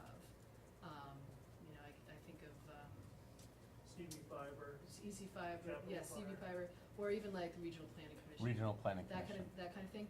Yep. Do all the municipalities have to post the agendas for? They meet the definition of a municipality, yes. I can't speak to each of those organizations because they're not actual members of the leagues. We only can advise our membership organization, so advise you to the Secretary of State's office. But if they meet the definition of a municipality, then yes. Well, I think of too, like the cemetery. I mean, the cemetery counts as its own municipality, so they would have to. The cemetery, is it a The- private organization No, or? that's Cemetery we can- Commission. We can ask. Yes, those, Cemetery The Commission chair's here. is a public body and they would have to post an agenda, yes, for their meetings. Yeah. Sorry, left right there. Stealing Jake's thunder. I'm curious as to your question. Oh, so I was just asking. So I was asking about the requirements for noticing meetings in bodies that are that the city might be a member of, or organizations that aren't strictly just cities. Like, for example, the cemetery. So, like, how does it apply across for other bodies that are not strictly cities or towns? Central Vermont Public Safety Authority, Regional Planning Commission. That's a charter quasi municipality. Yeah. So Yeah, would they have to all follow. do follow the open meeting law. Central Vermont. Okay. So solid waste districts, Right. yeah, Yep. yes. So they do have to, They do. but they don't have to necessarily post in all their member towns. Oh, correct, yes. They don't have to. I do not believe so, but I believe that some of those also have specific notice provisions that would override the laws Okay. of general applicability to all Because municipalities. they're more specific. Exactly, Okay. yep. Great, thank you. And again, that's general rule of thumb, more specific law controls over the more general. Okay? So of course, the law wouldn't, as the name suggests, all meetings of a public body are open to the public unless specifically exempted. That means, of course, that the public can't be excluded from your meetings unless the law explicitly allows. And again, the law clearly emphasizes and values openness and accessibility. And as stated before, the Vermont Supreme Court has warned us that when any question exists as to whether the law applies or not, or whether your meeting is open or not, they're going to err on the side of transparency and access. Now, the Vermont Supreme Court has also said that the open meeting law protects not only the public's right to know, as I mentioned before, but also the right to be present, heard, and participate. And that brings us to public comment. To these ends, the law establishes a public right to comment at your meetings, but that right is not absolute. It is not without its limits. So first, the public is only entitled to a reasonable opportunity to express its opinion, and that reasonable opportunity can be limited in scope to matters considered by the public body during the meeting, and only so long as order is maintained. So while legally you could potentially limit public comment to only those items listed on your agenda, it's not, in my opinion, very politically viable one, as it's not responsive to the needs and concerns of your community, as it otherwise could prevent them from raising issues of importance to them, which is why it's great that at the beginning of your meeting you had an open comment provision. So, as a best practice, we recommend that in addition to allowing public comment on each agenda item after it's discussed but before it takes action, because that will help you make more informed decisions and also impress upon the public that their comments will actually be given consideration, that you also provide a more open-ended opportunity for public comment that falls under the heading of other business, either towards the beginning or end of your meeting. Now, the open meeting law also recognizes the importance of order by limiting public comment to the imposition of reasonable rules. This represents a compromise between the need for public comment and the need for you to do the work of your public body in the time allowed. So your meetings, after all, are meetings in the public. They're not meetings for the public, okay? What's the difference? Your meetings are what are called limited public forums, in that they're spaces created for a very specific purpose, for you to discuss and do the work of your board. And while in this space, you don't have to allow members of the public to engage in every type of speech whenever they want. Now, that doesn't mean that you can discriminate against anyone based on what they have to say, but it does mean that your board may impose restrictions in light of the purpose served by your meeting, so long, again, as they're reasonable, content neutral, so you don't limit what someone is saying based on, because of the message they're conveying, and they're applied equally to everyone. So, rules of procedure, in this picture, no way represents the fine citizens of Montpelier. Rules of procedure can be used to help you strike a balance between encouraging public comment and allowing for the efficient operation of meetings. For example, you can enact rules to preserve civility and decorum needed to conduct your business, such as requiring members of the public to raise their hands in order to be recognized by the chair before speaking. We had a municipality years ago that was having a horrible time conducting its select board meetings, and one of the rules we recommended them imposing was having people just raise their hand to be recognized. Otherwise, everyone was just shouting at the chair. Okay. Directing all comments to the chair, you see this when you watch C-SPAN and you see the House of Representatives. Comments aren't directed to individual members. They're all addressed to the chair. Okay? Not to any individual member or of the public body or of the public. Refrain from personal attacks, establishing a rule that if someone has already spoken, that others have to first be given an opportunity before they can speak again. So all of those are included in our model rules of procedure, which I've included in your packet. These rules are different when it comes to quasi-judicial hearings. These are instances when you're acting like a court. And as city council members, that will happen. The requirement that all meetings of a public body have to be open at all times does not extend to these instances. So unlike your other meetings, the public does not have the right to comment during the course of these proceedings. All the public has the right to do is attend and to listen, okay? So a hearing of the Development Review Board, of the Board of Civil Authority, if you were to hear a vicious dog hearing case, okay? These are all quasi-judicial hearings, and there is no right to public comments. Get into that a little more when we hit deliberations. And the last requirement of the open meeting law is that you make a record or minutes of your meetings. They have to be kept by the clerk or secretary of the public body, which doesn't have to, but could be the city clerk. They have to give a true indication of the meeting, what transpired, and include at a minimum all topics that arise, all members of the public body present, all other active participants, all motions, proposals, resolutions made in their result, and results of any votes with a record of individual votes if roll call is taken. Now, in most instances, what is minimally required listed here will be sufficient to give a true indication of the business of the meeting. However, in other instances, information beyond what is minimally required may be needed to supplement the record to show what transpired. It's always a good idea to provide more detail when there's a discussion on an important or controversial issue, so that you, the public, and if need be, your attorney, will have an accurate, historical, detailed record of what happened. Your minutes have to be made available for public inspection and copying by any person upon request after 5 calendar days from the date of the meeting. And in addition, they must be posted to a website, if one exists, that you maintain as the official website of the body within that same time frame. So with the exception of draft minutes that have been replaced and updated, posted minutes have to stay on your website for at least 1 year from the date of the meeting from which they were taken. Again, you can leave them on longer if you'd like. Any questions there? The final portion here is gonna be exemptions, which I'm sure there's a lot of questions on, so any questions before we get into that? Yeah, I think before we get to exemptions, the big question in my mind is, or else what, right? Like, does this law have any teeth to it? I was at a school board meeting like a few weeks ago. Somebody stood up for public comment, and they said, should we let her speak? and they voted it down, right? Yeah. So what's the remedy? I don't think the Secretary of State has any enforcement powers, right? Are there So- fines, are there? There is an enforcement provision, and it's the last section of law. It's 1 BSA 314. And if there is a knowing and intentional violation of the law, then you can be subject to a misdemeanor and a $500 fine. Okay.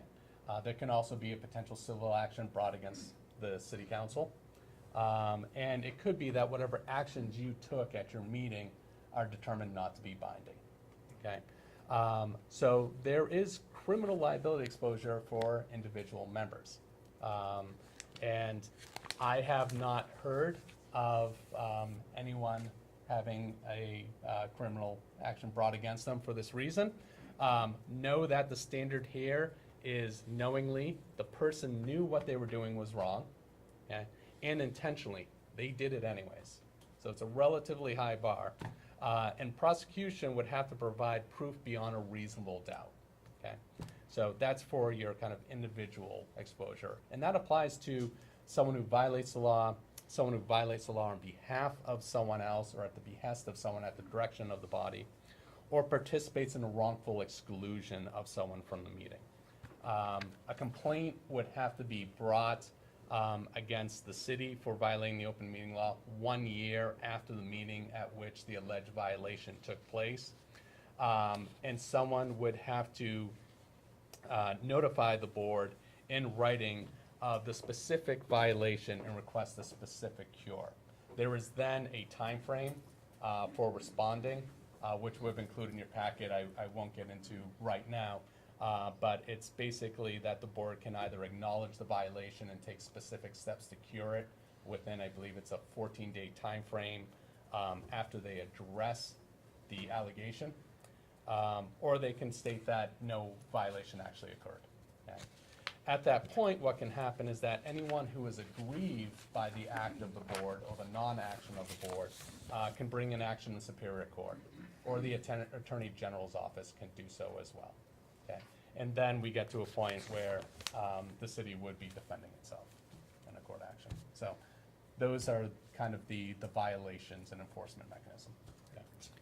Yes, You said something about minutes, and I've been involved in another public body where this question came up, and the issue is, although there's this requirement to post the minutes within 5 days of the meeting, technically, they're not the minutes until they've been approved by the body.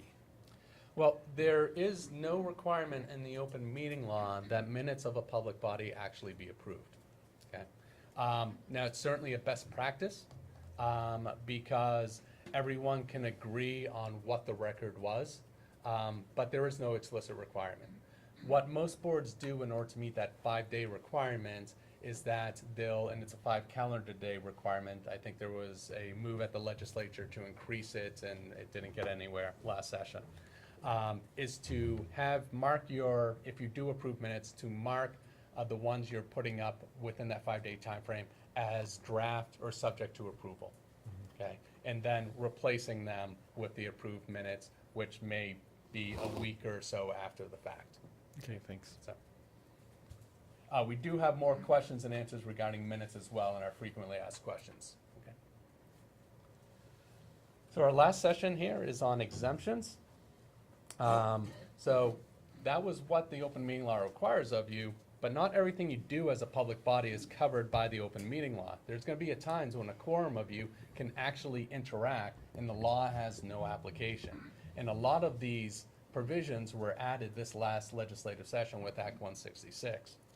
So, and a lot of them are very common sense solutions as well. So, with the passage of Act 166 last session, the legislature added to the list of activities that are excluded from the definition of a meeting. So if something doesn't qualify as a meeting, it doesn't fall under the auspices of the open meeting law.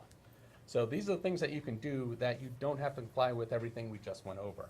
And that includes, meeting no longer includes in its definitions and occasions where a quorum of you attend social gatherings, conventions, conferences, training programs, press conferences, media events, or otherwise gathers, so it's pretty broad, provided that the public body that's attending does not discuss specific business of the body that at the time you expect to be business at a later date, okay?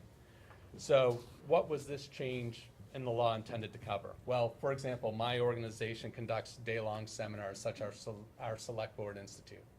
And oftentimes we'll have small select boards of a 3-member select board, 2 members come to the meeting. And they would ask us, are we supposed to warn this as a meeting? Should we warn our car ride here? And we would tell them, well, you are discussing business of the public body, so conservatively, maybe you should. And certainly on the car ride, though, how is the public supposed to attend? They're not going to be able to, unless maybe it was Victory and they got a school bus. But we didn't know. So this was one of the impetus for putting this law in place, because the legislature recognized that you need to work within the context of this law, and there needs to be practical realities that you can deal with. So now, if we have a quorum of members come to our training, they can discuss business of the body so long as it's not something that they're going to take action on in the future. So they could use an example in order to help further a question along, for example. Okay. Yes. So I think I know the answer, but I'm going to ask it anyway. What about attending a meeting of another public body, whether it's in your own city or a neighboring town select board meeting or city council? That's going to be our next one. Yep. And again, the most cautious approach would be whenever there's a quorum of you, you don't discuss the business of the public body. But again, this allows you to, so long as it's business that you're expected to take later on. Okay. So we also have a meeting after last session no longer includes a gathering of a quorum of a public body at a duly warned meeting of another public body, which Bill just brought up, provided that the attending public body doesn't take action on its business. Okay? So this change came about, again, as a very common sense solution to an issue that kept coming up. I would get a call from a member, say, of a planning commission who wanted to attend a meeting of their select board, but they knew that so many other members of the planning commission were going to attend the same meeting that they decided they couldn't because they're going to trigger a quorum and they would have to warn it as a meeting. So with this change in law, we avoid the complication of members of one public body having to stay away from meetings of another public body. Another follow-up question on this. Occasionally, say the city council will ask a board to attend, the planning commission or somebody, just to get an update of what they're doing. And sometimes there might be a quorum of them here, although we're really maybe have only invited the chair or the staff person, but the others are just there. And they are discussing, maybe how they're doing on the zoning rewrite or something like for that. town plan amendments. Right. Does the planning commission have to warn that they're going to be there? Nope, and that's what this law addresses. So even though they are talking about their own business? Even though they're talking about business, because as you notice, it says so long as they don't take action on any board business, okay? Gotcha. So they can discuss board business. And this makes sense because otherwise you're having 2 public bodies notice the same hearing, provide an agenda for the same hearing, take minutes for the same hearing. It was just duplicitous, so it didn't make sense. Yeah, so that was a great move from them, okay? Again, this is another refinement to the definition of what a meeting is. Okay? The open meeting law also allows a quorum of you to interact without triggering the requirements when you're scheduling a meeting, organizing an agenda, or distributing materials to discuss at a meeting. Okay?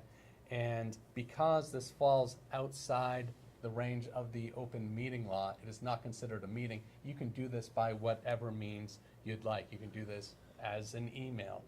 You can do it as a text message. You can do it over the phone. You can do it in person, over the telephone, however you'd like to. So, but you can't do any of these things and also discuss other business of the body, okay? Any documents that result, say you did send an email to schedule a meeting with your fellow members, those would be subject to disclosure under Vermont's Public Records Act, okay? So distributing materials here, so we have scheduling a meeting, organizing agenda, distributing information. Distributing does not mean discussion. So think of this as being akin to the physical act of handing over documents to another person.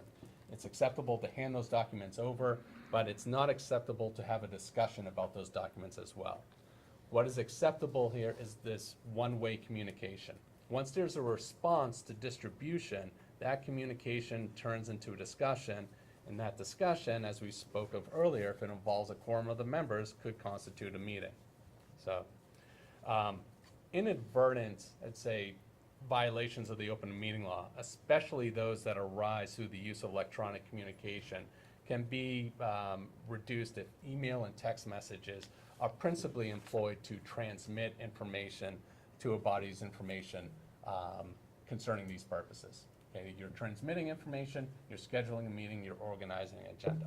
So in other words, the Vermont legislature has said that these are acceptable means of communicating as a quorum, okay, without triggering the requirements of the open meeting law. Again, email, similar communication should be used for distribution, passive receipt of information, not for the active exchange of ideas. Discussion of substantive matters should be reserved for public proceedings. As we see here, the open meeting law has a very narrow allowance for communications between a quorum when those communications involve municipal business. Any communications not on that list should occur in the context of a meeting. Okay, just striking that home. So, can I pull that last piece into a rule of thumb that says I could send an email to everyone on City Council, but if I receive an email that's also to everyone on the rest of the City Council, I can't reply all. I shouldn't Should reply. not hit reply all. Should not in hit group, reply all. right, in group messages. I've had that on occasion happen with communications sent to our office because people are interested in receiving what the answer is. And someone will send the communication, include everyone else. You hit reply all, then others start responding to that. And all of a sudden you have a discussion about town business. Okay. So, again, common sense solutions from the legislature, because before, how could you schedule a meeting? It's a chicken egg situation, right? It would have to be one person saying, we're having a meeting this day, and everyone would show up, or a quorum would show up. But you couldn't have a back and forth of, well, I can make it, I can't, can we do another day? Now you're violating the open meeting law. That's no longer a problem here. So the open meeting law. Fortunately, our charter says our meetings are at the call of the mayor. I saw that, yes, and I have that note made, just in case it came up. The open meeting law also doesn't apply to site inspections for purposes, we've talked about this before a little, assessing damage or making tax assessments or abatements, to clerical work or work assignments of staff, routine day-to-day administrative matters that don't require action of the public body. Some refer to this last exception as the work session exemption. However, there is no work session exemption to the open meeting law. Our understanding of this last exemption is that it would include certain municipal activities of municipal officers, such as listers and auditors, such as updating the lister cards, examining the treasurer's books. What wouldn't fit into this exemption are any actions taken by the Board of Listers or auditors that are required by law, such as lodging the grand list or making the decision of what goes into the annual report. Those are matters that are required by law to be taken. So if they're in here, you're required by law to take them, then they wouldn't fit into that routine day-to-day administrative matters exemption. Those actions have to be taken in the context of an open meeting. Then, of course, we come to everyone's favorite exemptions, deliberative and executive sessions. They also just happen to be most frequently confused. We'll start with deliberative and end the night on executive session. The open meeting law says it doesn't extend to deliberations of any public body in connection with a quasi-judicial proceeding. Deliberations here means weighing, examining, discussing the reasons for or against a decision or act. So does this mean that you're in deliberative session whenever you have to make a decision as a public body? No, it doesn't. As the law states, deliberative session only applies in conjunction with quasi-judicial proceedings. Those are proceedings, as we talked about earlier, where you're acting like a court. DRB land use hearings, Board of Health hearings, City Council hearings on laying out public highways. In each of these situations, it's the legal rights of specific individuals and that are at stake rather than the rights of the community at large. Once a hearing is closed, the public body is automatically in deliberative session by operation of law, and the session is exempt from all the requirements of the open meeting law. So this allows you as a public body to deliberate in private without public scrutiny and pressure, just like a jury does in order to come to a well-reasoned decision. And because the requirements of the open meeting law don't apply, deliberative sessions don't need to be noticed. They don't need an agenda. They don't need to allow for public comment or to be open to the public, and don't require the taking of minutes. Okay. Discussions can occur with as few or as many members of your board without triggering the quorum requirements of the open meeting law as well. And you can deliberate by whatever means or in whatever setting you want. You can also use email. The written decision will speak for the board, so you can send drafts back and forth to one another. Those drafts, those email communications will not be considered, they're exempt from public disclosure under Vermont's Public Records Act. So in contrast to most every instance of executive session, you can also vote behind closed doors without the formality of having to have to publicly announce your vote.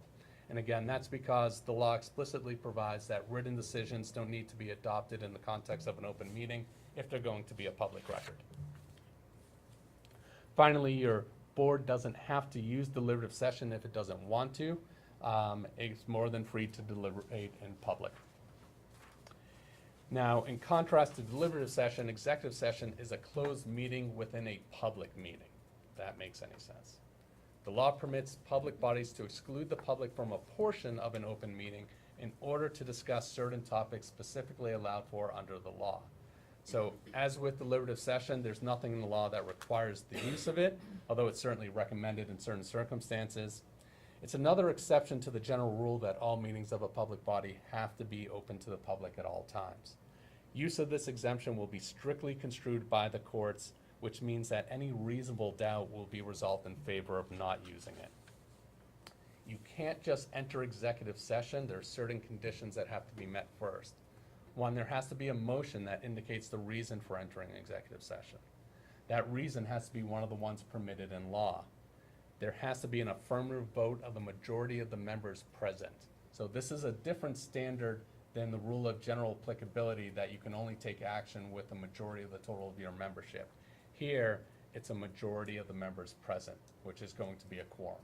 Okay? And the result of the vote has to be recorded in the meeting minutes. As stated, you can only enter for those reasons permitted by law. These are those reasons. There are others, but these are the ones that pertain to municipalities. And these particular reasons only require one motion and a majority vote of those present. Okay, so we have negotiating, securing real estate purchases or lease options, the appointment or employment or evaluation of a public officer or employee. Important thing to note here is that if you make a decision to appoint, that has to be made in open session, and you have to explain your reasons for that decision. What I would recommend is that you give the reasons why you're appointing someone and not why you're not appointing someone else. Okay. Disciplinary or dismissal action against a public officer or employee, but that person has a right to a hearing. You have a clear and eminent peril to the public safety, discussion of records that are exempt from the public records law, and emergency response measures for the municipality. A question on the last one about you're required to state your reasons for appointing someone. Yes.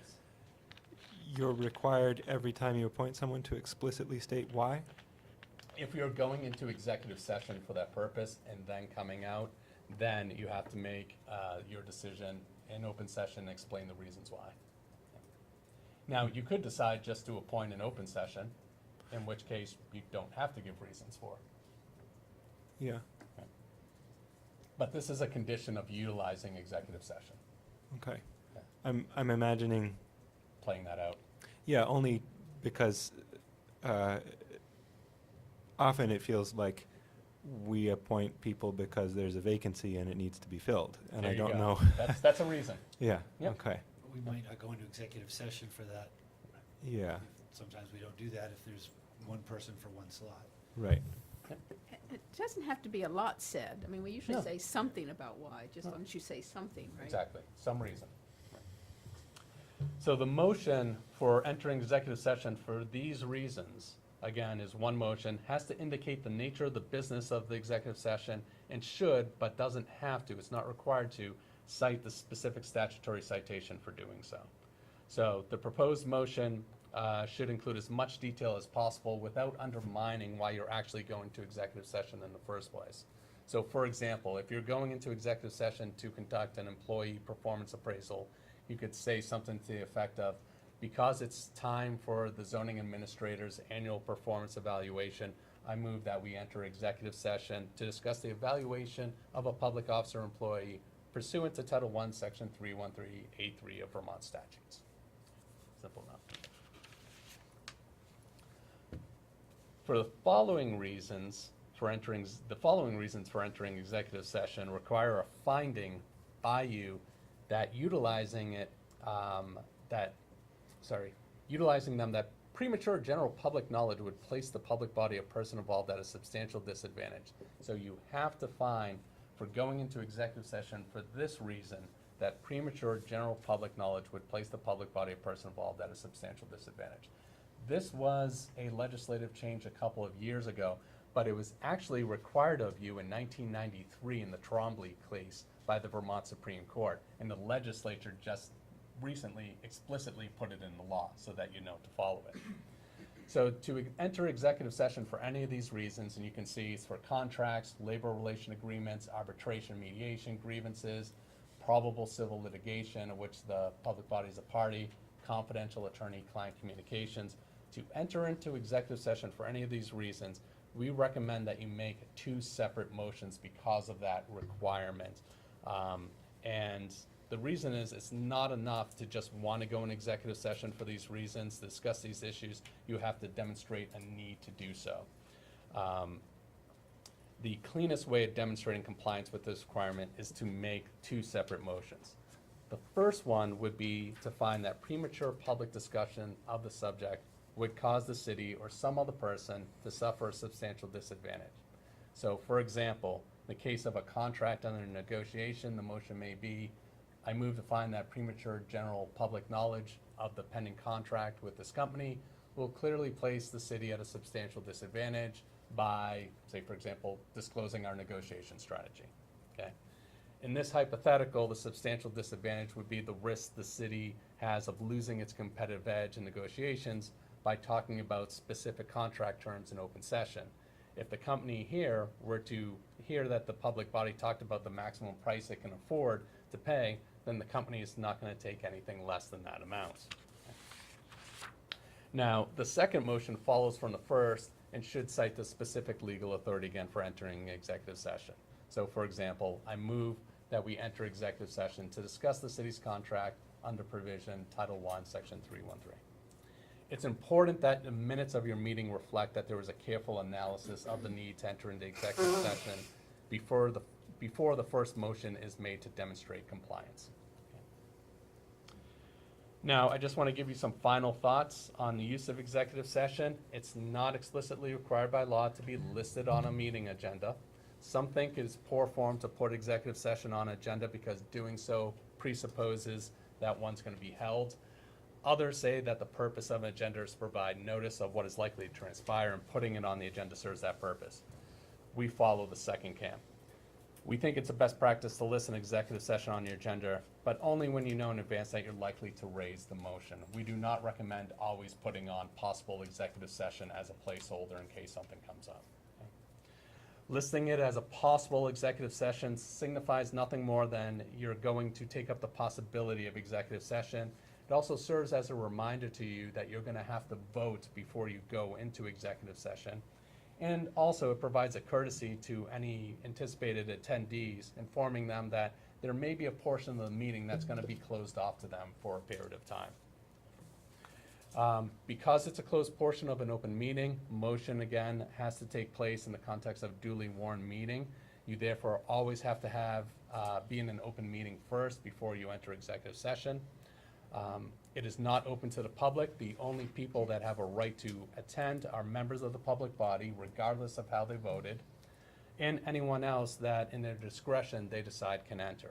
So the law says attendance in executive session is limited to members of the public body, and in their discretion, it's staff, clerical assistants and legal counsel, and persons who are subjects of discussion or whose information is needed.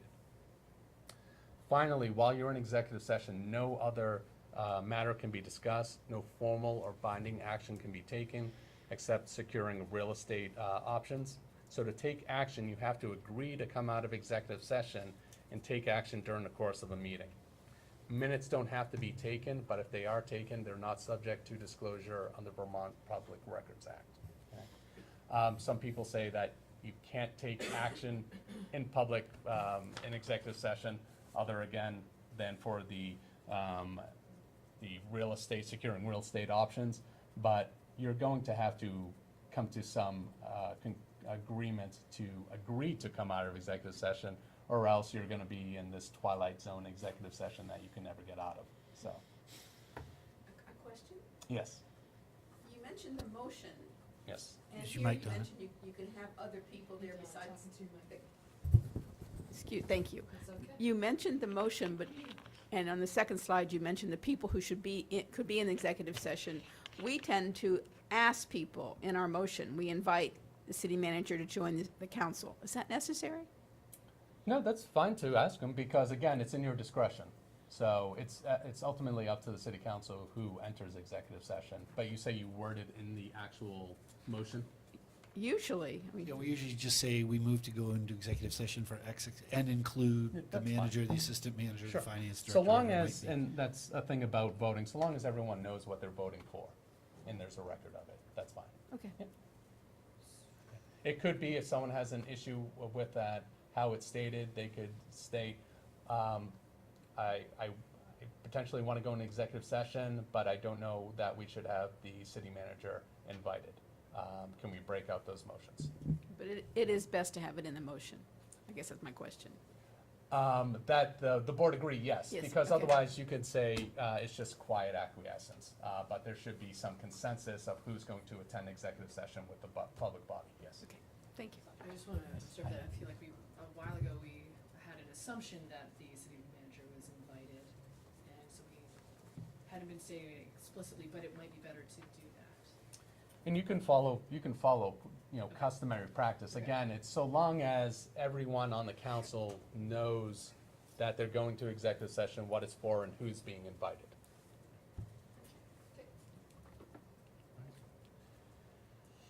And my last slide here is just a link to our resource. Again, everything included in your packet is available on our website. It includes links to the FAQs, the quick guide, model rules of procedure. And again, if you have any questions, please feel free to call us at the number provided or email us Monday through Friday. And thank you for hanging in there. Thanks, this has been great. Great material. Thanks. And he says he doesn't get enough calls from Montpelier mayor, so we should all call him more. Okay, good to know. We're right across the street too, so feel free to do the pop-in. All right, Always happy to speak with you. All right, any further questions? No? Okay, well, thank you so much for being here, and Thank you. this has been very helpful. Okay. How are y'all feeling? Do you want a break? Do you want to? I think this might be a good time. Okay, let's take just about a 5-minute break. Take 5 and come back. in. Yep, sounds good. Take 5 and come back in 10. I like that. That's right. Say 10, it'll be 15, Did you right? read the news about this morning's executive session of the House Energy and Tech Committee? The House Energy and Tech Committee. It was You know, it 7 might be days helpful. for a story. VBR picked it up. I tried to get Digger to write it today, but I almost want to like just print out just this Just way to do it. and this one. but they're all lawyers. Motions on the agenda. We kind of have some. Wrote a memo Yeah. this morning, but the secretary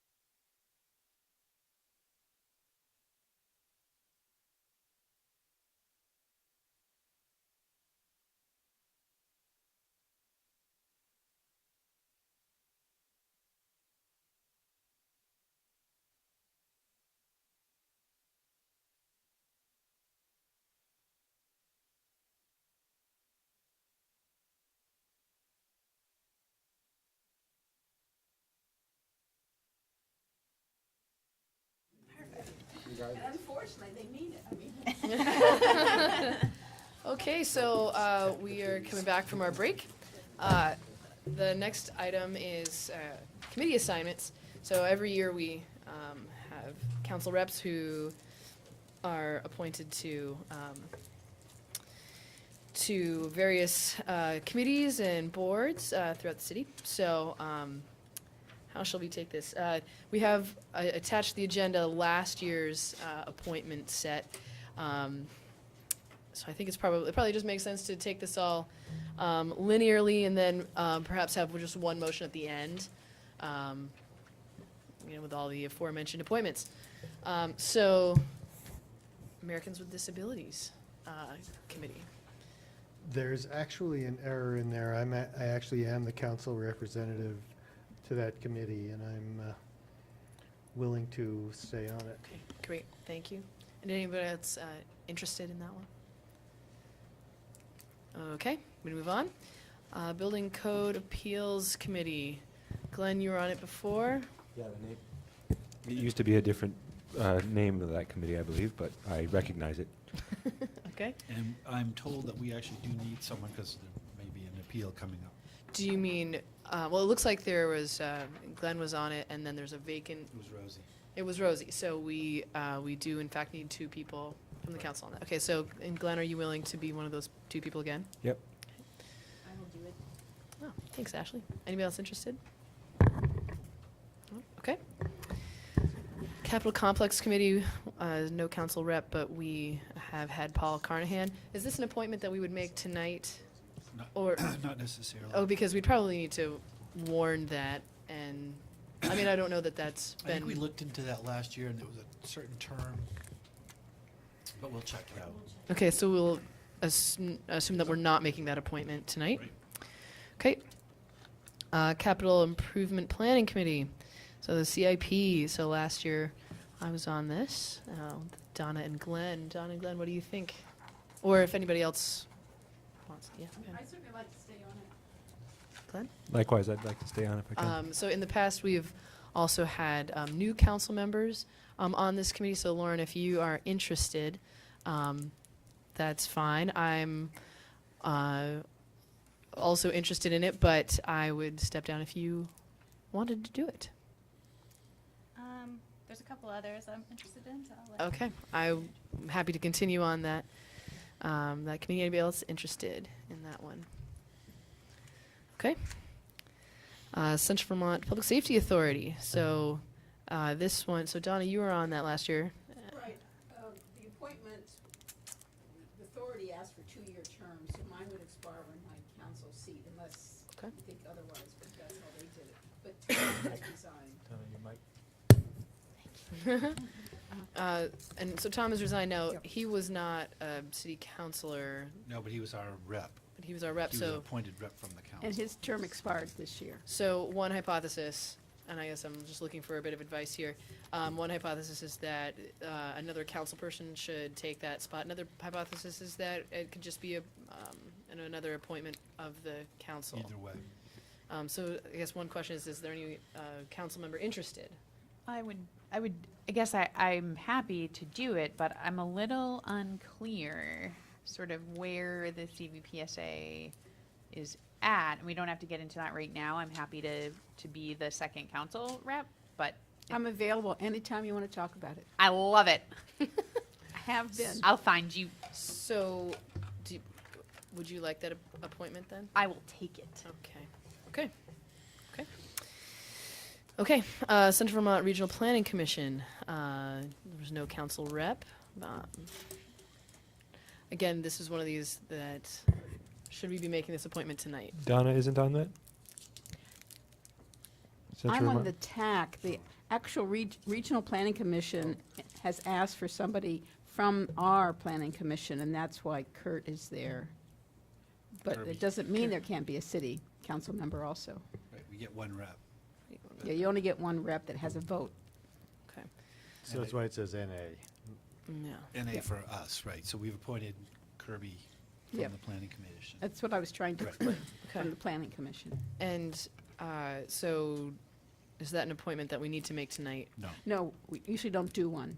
Okay. because we have one from the planning Okay. commission. All right, great. And I'm on their TAC, their Transportation Advisory Group, And, and I really, really enjoy that. okay. Great. So we're going to move on from the Regional Planning Commission. For the TAC, Donna, you're interested, was anyone else interested in the TAC? No? Okay, thank you, awesome. Central Vermont Solid Waste District, or Management. I would love to open this up to someone else. No one took I'm it last interested in year. Okay. Anyone else interested in it? And we have the appointment, we also have an appointment, this is the alternate, right? Yes, yes, I was the alternate. Although it doesn't have to be. Okay. So that was Lauren? That was Lauren? Yep. All right, the Community Justice Center's Citizen Advisory Board. So that had been me, but the meeting times have not really lined up with my work schedule because they're usually between 5 and 5:30, and I've not been able to get out of work consistently. I'll do it. Okay, thank you, Connor. Anyone else interested? Okay. All right, City Hall Art Committee. I know we weren't terribly active last year. Do we need it still? Well, Yes. it's a new, Oh, it's a new yes. year. Yes. I would like to change the art out, so. In the hallway, there's a lot City Hall could do for Yeah. itself. I was waiting for the call last year. But we are waiting for you. We should make him chair. I agree. I think that's a great idea. There you go, Glenn. There you go. Okay, so, Happy to serve. great. Anybody else interested? He'll make our meetings Thursday morning. Donna, are you still interested in that? Yes, I am. Okay. I'm happy to stick around on that committee too. But Glenn, you're in charge. Okay. Glenn and Jamie are in charge. There you go, Glenn and Jamie. I accept. Okay. Energy Advisory Committee. I have been that person. I'm happy to do it again unless somebody else is interested. No, that's all you. Unless you want it, Lauren? Huh? We can have. Like 2 people? Can we have 2 people? We can have 2. Committee, right? Yeah. I don't think there's any reason not to. So let's have us both be there. Great. Super. Awesome. All right, Harry Sheridan Scholarship. I'm at the high school. I'm happy to continue to do that unless anybody else is interested. Tell me what it is, just because I don't know. It was a scholarship set up for students at Montpelier that is like as part of the will, the trustee, main trustee, I think that's the right word, of that scholarship is someone from the city council. Does that help? And it's So in it. you help decide who gets it, right? Yes, so yes. Probably the person at the high school would be the best person. Yeah. It does help to know some of the humans beforehand. Okay, so Housing Task Force. Yeah. Yeah, anybody else? No, okay, great. And the trust fund? I think yes, but as I recall, we also adopted a new rules of procedure, so there may be some changes in the makeup, but for now, why don't we keep me on it? Okay. Anybody else interested in that one? Okay, great, thank you. All right, Investment Committee. I am actually willing to step down from that. It's been very interesting, very educational. Yeah, anyone else interested? Yeah, okay. Yes, some ideas. Awesome, all right. Okay, Montpelier Alive Board. Has been Connor.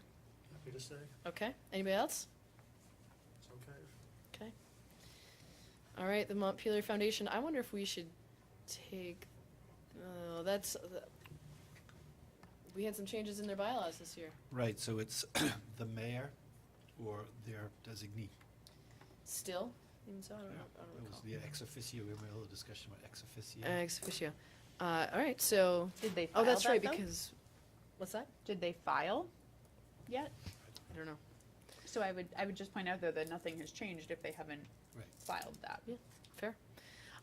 Nonetheless, we still get an appointment. So anyone interested in that?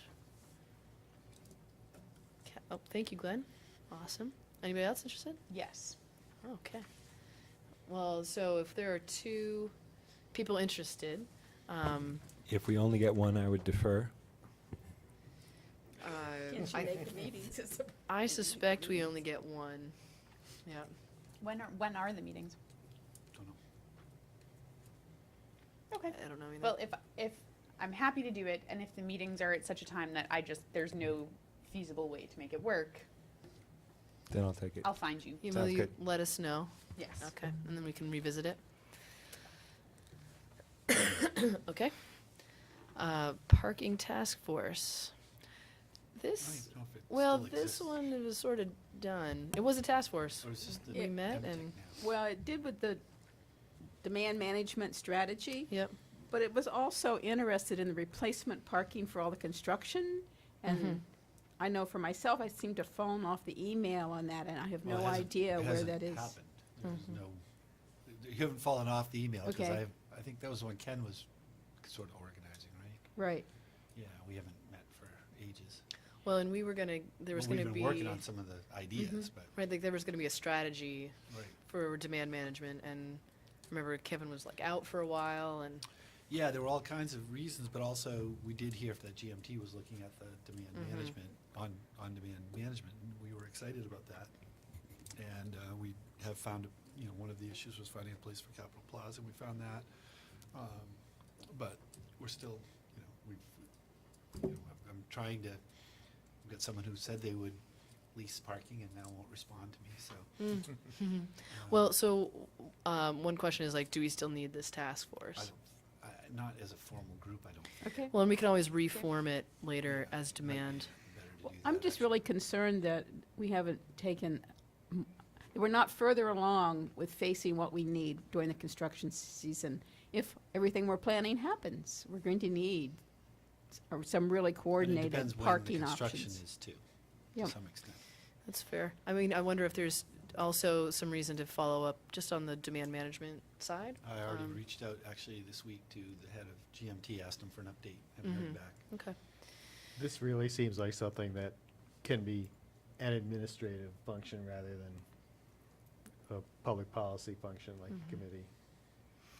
It just really needs to happen. That and, the micro transit is meeting and fits into this kind of demand management and demand transit, but it's not going to happen in time for any construction in 2019 or probably 2020. I guess my And gut. we hear different things about that. Okay? So, So, well, so and my. I'm inclined to agree with you, actually, Donna, but we hear from some other sources that it could be this summer. And so I've actually, like I said, I just reached out yesterday to Mark Souza from GMT and said, what's the story? I keep hearing these different, that's- Well, why don't we keep it as a group, and so just so that if or when there's a need to discuss, there's people who are involved. I'm happy to stay on it. Me too. Okay. Yes, I'm Anyone interested. else interested in that committee? Okay, so should it be needed, we're around. What to review any of that. Okay, social and economic justice advisory committee. So I had been, and I think the meetings are Tuesdays. Some are on Mondays, which I cannot do, and some are on Tuesdays. So I haven't been able to make all of the meetings. I am interested. Cool. Change or if two of us. Yeah. and then- I can show up when I can show up, but I don't feel as though like it's reasonable for me to represent that anyone could depend on me religiously making it to every meeting when that's sort of when the time that works for everybody else is. I don't think there's any harm in if it's Lauren and you still want to show up when you can. It's a public meeting. Yeah. Yeah, I've showed up to a few. Okay. It's interesting. Okay, so we'll assume it's Lauren on point there. Transportation Infrastructure Committee. I'm still interested in it. I can invite other people to come and join us. Others. Yeah, I'm kind of interested in that too. I'm glad you're. Yeah, and me. Well, it is our committee. We can have more people. Our own transportation. This is our own transportation committee, so we could have 3 people. When does the committee meet? It meets on the first Tuesday of the month, except for town meeting day. And there's a couple other holidays hit on the first Tuesday, but first Tuesday of the month at 6 PM. 6 to 7:30. Oh, okay, so, yeah, because the ADA committee meets during the workday on the first Tuesday, but that's fine, okay. Okay, so I heard 3 people for that one, eh? Okay, did we get that? So it's Donna, Glenn, and Jack, great. All right, excuse me, the TW Wood Board. I think according to their bylaws, I'm on the committee, but I generally can't go. I've been going, it's good. I'm happy to continue. Okay, great. Anyone else? Okay, super, thank you. Water Rate Study Committee, is this still a thing? Not really. I don't think. Connor, how's it going? I hope it's not a thing. Okay, well, I think. Let's just take it off. Let's just take that off the list. If Yeah. we need a new one, we'll form a new one as needed. Okay.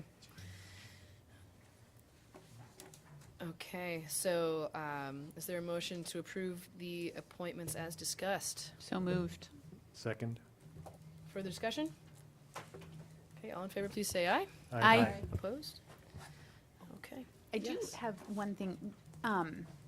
One of the things that I think, at least in my experience, some of the newer committees have struggled with is sort of a purpose, when there's not already an established directive. And I'm wondering if we could just maybe try to pencil in for the next calendar year, sort of when committees or various groups that council members are part of could provide either just a written update to the council, or just in some way so people know in advance, hey, this is the month when the council wants to hear from you, what your committee's been doing, or just kind of doing that check-in with some degree of expectation, this is the month, or this is the meeting that we'll be presenting at, and here's a written summary, because we only do something every 2 years, and this is maybe an off year, or whatever it might be, just so that the council is kept abreast of what's ongoing, because not all of us, it's not conceivable that we all know exactly what's happening or what's going to be asked of us later, and that might help to keep the public engaged. This actually reminds me of something we talked about. Yes, I asked that, were you there during our evaluation, that it's really important that we have regular check-in with our committee reps. So one possibility is that, we've all, I'm sorry, did we just vote? We did just vote. We did. We did just vote, okay. We've all just been appointed to these committees. One possibility is that either during our, either as a separate agenda item or during our council reports, that, that we're hearing from you during that time as to what's happening on that committee. What's the two-sentence update as to what that committee's been working on, and whatnot. John, do you have some more? I'm probably looking sour. I just okay. found that I do that. I use my council report. I don't think it's very effective, because everybody wants to leave. It's the last thing you want to hear, or the last thing you seem to absorb. So it's a beginning, but I just don't think it's really effective way. And particularly, as Ashley was talking about, it's a give and take. It's sharing, but it's also hearing where the council is on certain things that our committee is talking about. Well, I think you can do both.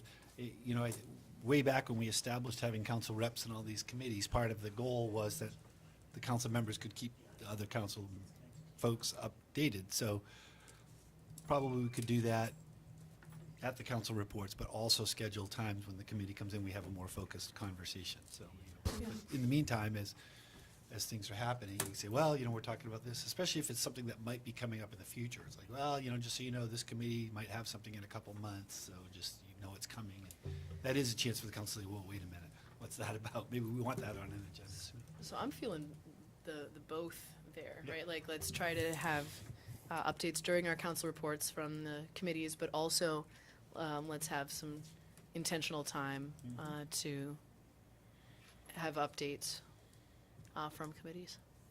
I think it'd be good. Okay.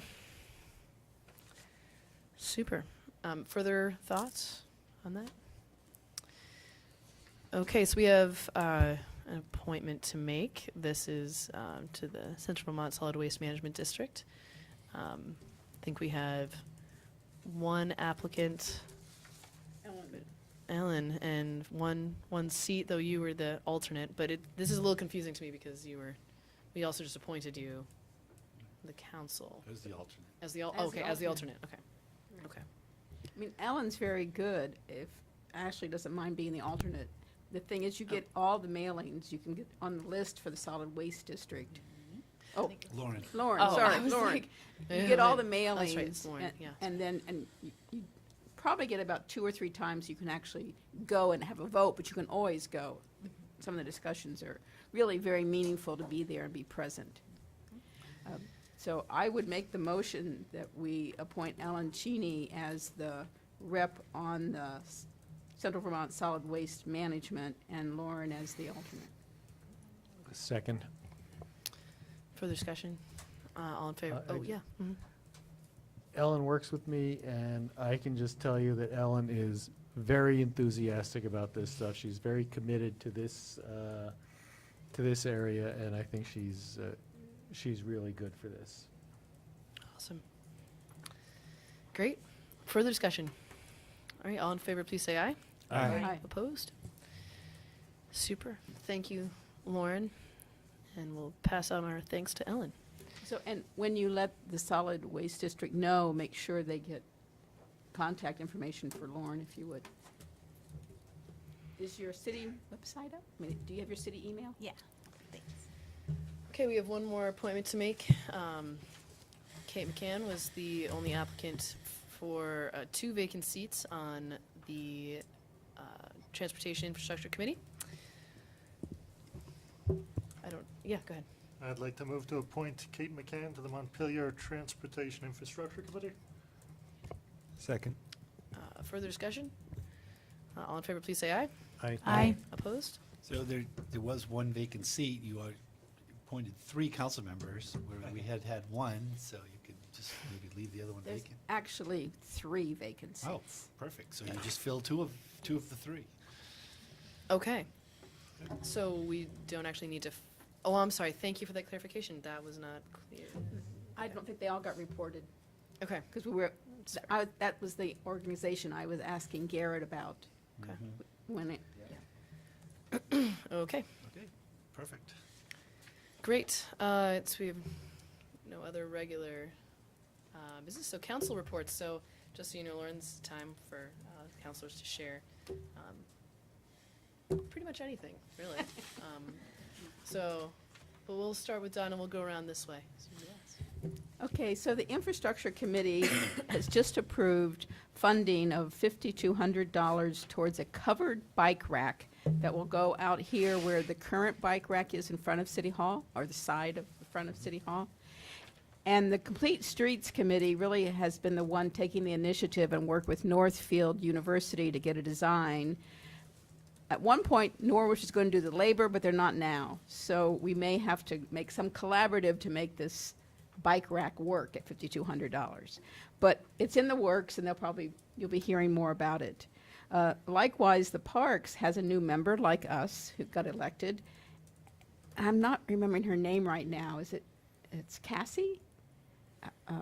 But she's from North Wilderness Adventures and has a lot of experience, so will really enhance our Parks Commission a lot. Very, very good. So lots of good things happening there. And within the Regional Planning Commission TAC, Montpelier Bridges are the top 3 of the 4. And that's due to Tom McCarthel really working with me and working with the Regional Planning Commission of give and take, because it's all the regional bridges competing for this very small amount of money. So if Montpelier does any lobbying, that they should increase this small fund of money for bridges and roads for towns. It's really important. It hasn't changed for dozens of years. It's and among the highest priorities on the league. I mean, if you list, can and we imagine, just they, can't budge 'em. the Regional Planning Commission is dealing with $175,000. That's it.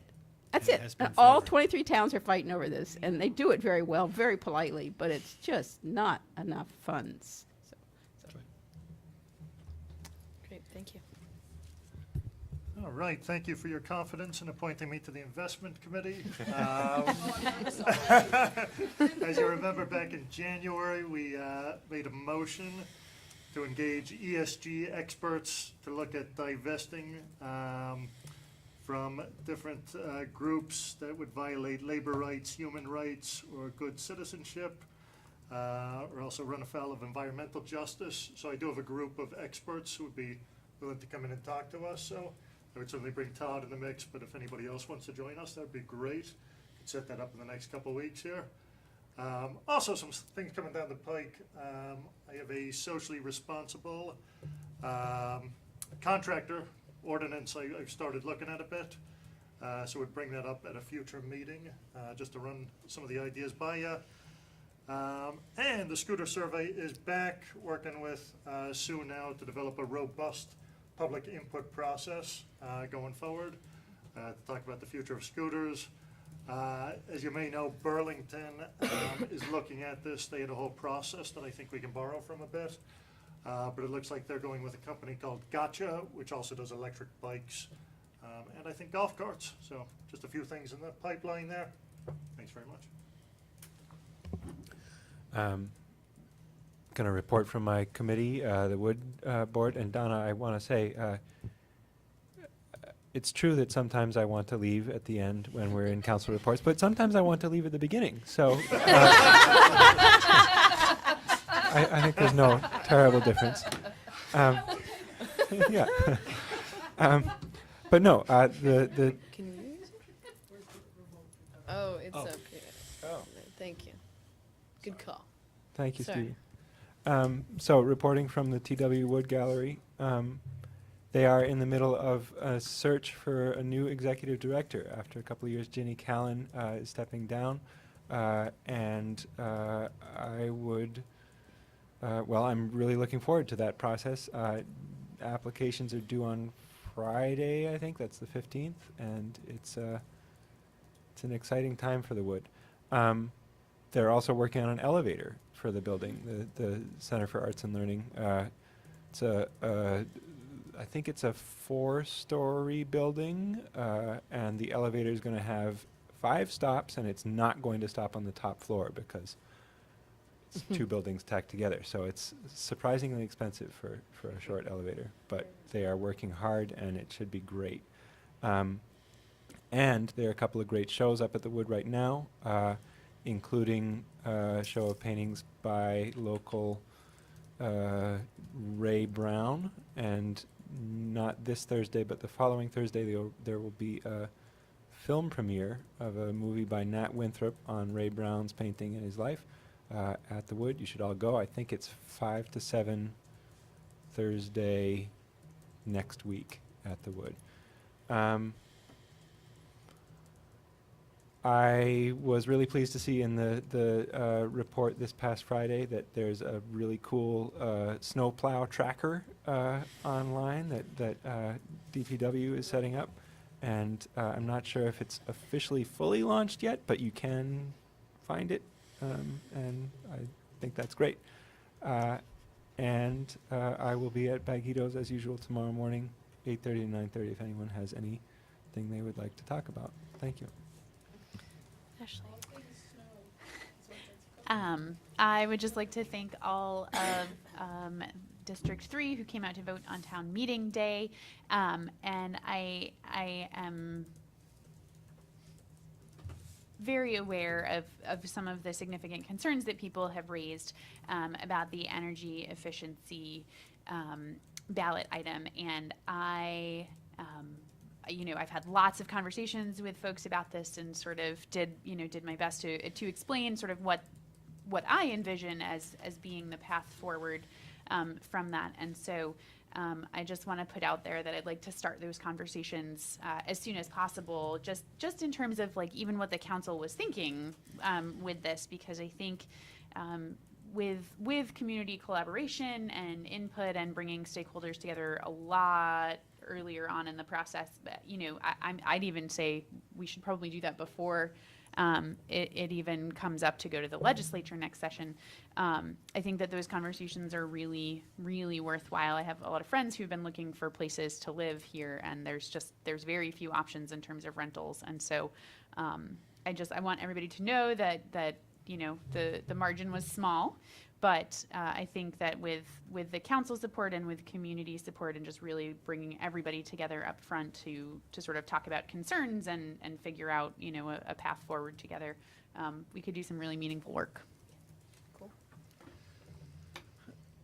It's not on it wasn't on the agenda tonight, but I will, can report on what's going on with the ADA committee. The committee has been going through a process of evaluating all of the municipal properties in the city and retained a consultant to review all the properties in the city and come up with a plan for what needs to be done to bring everything into compliance with the ADA. And it's everything from City Hall to the Public Works Garage to Hubbard Park and the swimming pool, literally everything. And so we've got a table we're working on, setting priorities for all the upgrades. Some of the upgrades are cheap to free, and some of them are very expensive. So we're developing a plan within the next,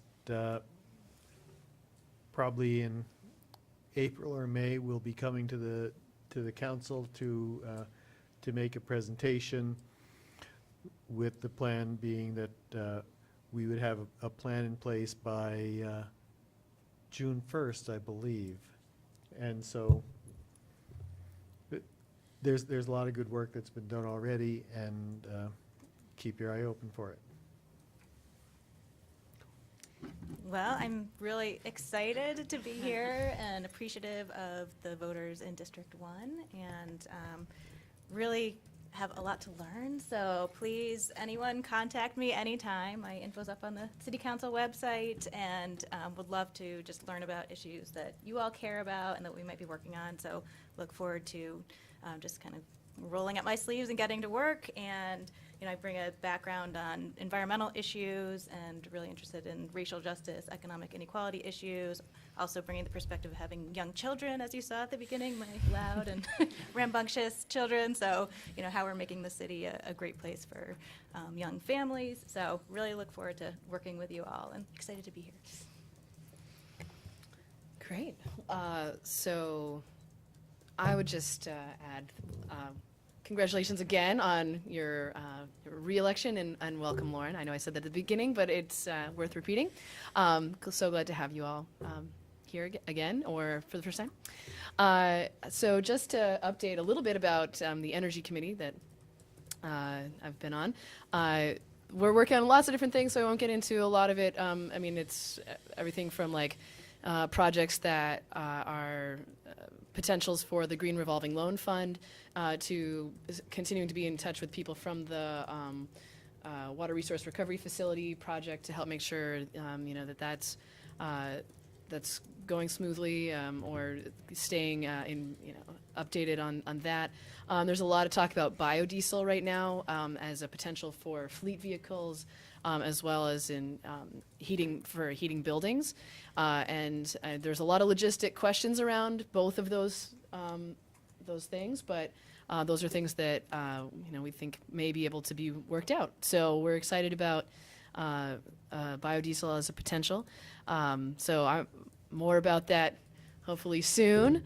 We're super excited that we've got a facilities / energy person coming on board during this next fiscal year, or I guess that's yeah, right now it is the next fiscal year.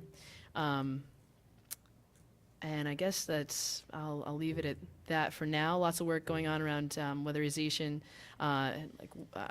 window dressers to like help make those more energy efficient. Anyway, so there's lots of great things happening. And I also want to quickly address the Article 14 again, the energy efficiency article that was on the ballot. So I also want to thank everybody who came out to vote on that. And I was actually very grateful for the dialogue that happened around that as well. And I'm actually really excited to start having these public conversations about where we go from here. And so I agree with Councillor Hill as to getting started with those dialogues or those conversations. And the fellow who is here, Richard Fazy from a group called the Energy Futures Group, may be interested in helping to facilitate some public meetings around that. So just like we have a partnership with the Vermont River Conservancy to conduct public meetings around visioning for the river, a specific part of the river. This may be a useful partnership in helping to just start hosting meetings and framing meetings and bringing people together with stakeholders. And they're also a group that has some expertise in energy efficiency policy. So that's this is one possibility. So anyway, regardless, I'm looking forward to having some specific public forums about just that. So separate from a council meeting, separate from, not relegating it to the Energy Committee, but having some evenings that are just dedicated to talking about that. And we'll frame that up, take that feedback, and then hopefully come up with some ideas and come back to the public and vet it again, and just go through some iterative process there. Knowing that we have values of both energy efficiency and keeping Montpelier affordable. So we want to see how we can be addressing both of those things. I guess I'll leave it there for now. Do you have a question? I'm just saying, I have a story in the paper tomorrow after our discussion about the charter change. Yep. And its passage through the legislature. Oh, okay, great. Tomorrow. Okay, well, we'll look for your story on that tomorrow. Excellent, thank you. So yeah, story about that, and the times are, I guess, coming out tomorrow. Okay, super. Hi, everybody. So we had a very successful town meeting day last week on Tuesday. Everything went very smoothly. The voter participation that we saw in November was historic. And I think everywhere in Vermont, despite the fact that things like automatic voter registration and same-day voter registration are really increasing turnout for bigger elections like general elections in November. All of us are struggling a little bit with, just ways to keep up participation in town meeting days in general on an annual basis. So I encourage any and all of you, if you have any ideas about, how to keep up voter participation and not even keep it up, but encourage it in future elections, to bring it to the clerk's office, please. Also, on the two charter changes that were voted for by the citizens of Montpelier in November, they passed their first two hurdles in the legislature recently. The Legislative Council did not vote them unconstitutional, so we are moving forward. Thank you so much. Great. I've got a couple things. One, talked to the mayor, talked with our consultant about the strategic planning sessions on April 15th and 16th, and I think they will be very similar to last year, be evening times on Monday and Tuesday nights. The first night would be just the council. Be somewhat similar to what we did last year, although you recall last year we had 3 new council members and 2 people that only been on 1 year, so we spent a lot of time sort of get to know you and all that. I think we'll do that because we do have a new member, but we'll probably be a little shorter. Review the strategic plan we did last year, see how we want to update it, or if we want to start from scratch, those kinds of things, and maybe start putting more of the meat on the bones that first Monday night. And then that gives the staff the chance during the Tuesday day to react to that and offer comments or suggestions, those kind of things. And then Tuesday night, might have to find a better room than last year, but would be all of you with the department heads, and we're going to invite the chairs of some of the key committees so that they can be part of it, make sure we're all planning the same way. And particularly since we're doing a new city plan or master plan this year, include those. So that, I think that's how that's shaping up. This is sort of an informational but somewhat of a question. Some of you are aware that the school has put out RFP for after-school programs, and our rec department has been sort of preparing one, and we've been working, Sue and I have been working with them to do that, and it occurred to us as we were talking about it today that we had never actually run that up the flagpole past you folks, so it's due Friday, so basically this is A, informing you that we intend to do that, and B, please tell us if we shouldn't. So, No, I think it's good. you know, we have the facilities. They have a licensed daycare program now. We would plan to use a lot of the same community connections people and have been in touch with them. So we thought it would be good to have the local city organization in at least making a proposal to give the school board that option. Yeah, Lauren. I would just say, knowing with young children that there's a shortage of childcare available at the school and or for after-school care, I mean, that seems like a great thing, and I know there's changes happening at the school itself, and so 2 thumbs up. Great. Cool. Bill, can you go back to the retreat? Monday and Tuesday, at one point you said leave the 17th too. Are we going to do Yeah, I don't something think with the Parks Commission? we will not be using the evening of the 17th. So are we going to try to get together with the Park Commission through this facilitator?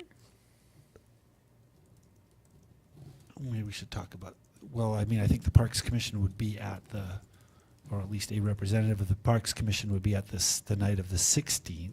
Okay, I guess I felt that we had promised a real get-together with the whole council and the whole Park Commission when we talked with them earlier. Well, we can do that.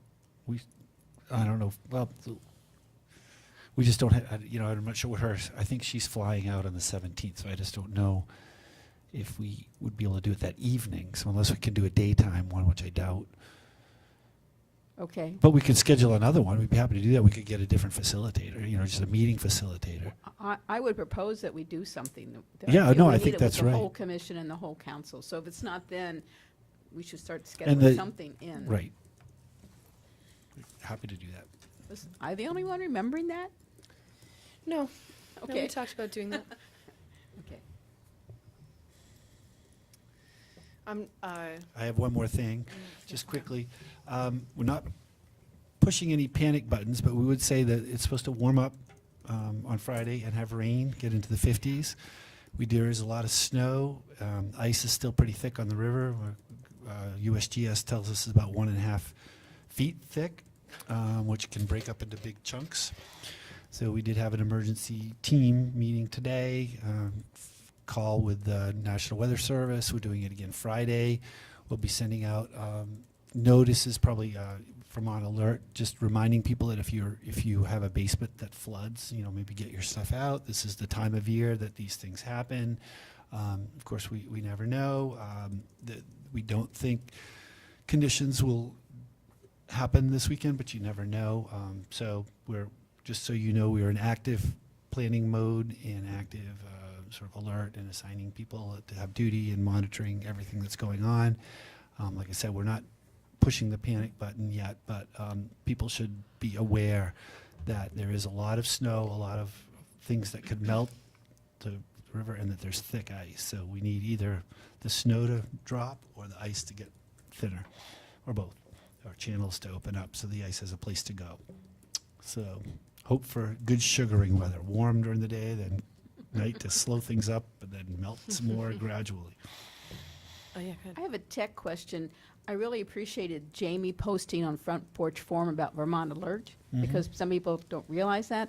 But within Vermont Alert, you have to mark flooding to get some flooding announcements and alerts. Do you know for sure that when you put yours out, it doesn't go in that category? We have several, so I'd have to defer to the experts. Yeah, but so check there it are out, would several- you? There are several categories that we can choose from, including like everybody. Okay. So we. Because as a user, you hit transportation, storms, thunder, Right. flooding, and I didn't know if Right. people had to know that in order to Right. get it. Okay. So that's all I have. Okay. So we did have an anticipated executive session tonight, which I believe requires 2 motions. Correct. I move that the council find that there's an issue relating to litigation that premature general public knowledge would place the public body at a substantial disadvantage. Second. Further discussion? All in favor, please say aye. Aye. Opposed? Okay. Is it possible to sneak in between those 2 motions and then leave, just give you a couple more issues that y'all need to be aware of? If you have further comments, now is a fine time. Yeah. It's okay. It's okay. One of them is the serious situation that the D&W construction has created. The drawing board, the people continuing to park next to the drawing board, and that narrow drive. And I've had to pull in there, meet an outcoming car, have to back out into traffic. And I've seen a lot of people do that. Some people parking where they're not supposed to, blocking the drive. D&W is using way more than they need of that M&M property for snow storage and culvert pipe storage. I think it would be within our reasonable to request they make that a 2-lane, constrain it in so that there's 2 lanes. Also, the potholes are so deep, a wagon and horse couldn't get through there right now. Is that, sorry to interrupt you. I don't know whose land that is. Sorry? I don't know whose responsibility is to level that. Well, we own the land, so. So, In is, the drive immediately adjacent to drawing board? Yeah, that's all. Yeah, Yeah. so it needs some attention. Okay. Secondly, the ability to feed meters when you have to climb up on a snowbank. And I did get 1 ticket forgiven, but I challenged it. I wanted that to go on record. But it should be an incentive that we need a clear policy on whether meters are enforceable when you can't get to them in street shoots, you know? In the ADA category that Jack mentioned, our sidewalks are extremely unlevel and unsafe right now in a lot of places. Some of it's due to frost heave, some of it's due to age. And nearby state, I just saw somebody got a personal $500,000 judgment from uneven sidewalks. But I'd also encourage you to look up the 60 Minutes episode a month or 2 back, where one town, an architect lost his sight and maintained his architectural practice in designing sidewalks that have the grooves so that we could become a blind-friendly town to an nth degree, just with textures and grooves that help people find their way around. And I think that would be both a smart and a constructive way to reclaim our, both of those are quality of life issues that I want to, like you see, take action on. Thanks. thank you. Thank you. Cool. Yeah, thank you. Jack? I move we go into executive session pursuant to 1 VSA, Section 313A1, for the purpose of discussing pending civil litigation to which the city is a party. Second. Further discussion? Before we vote, I just want everybody to know that we will not be coming out to take any further action. So, okay. All in favor, please say aye. Aye. Opposed? Okay, great. Thank you, everybody.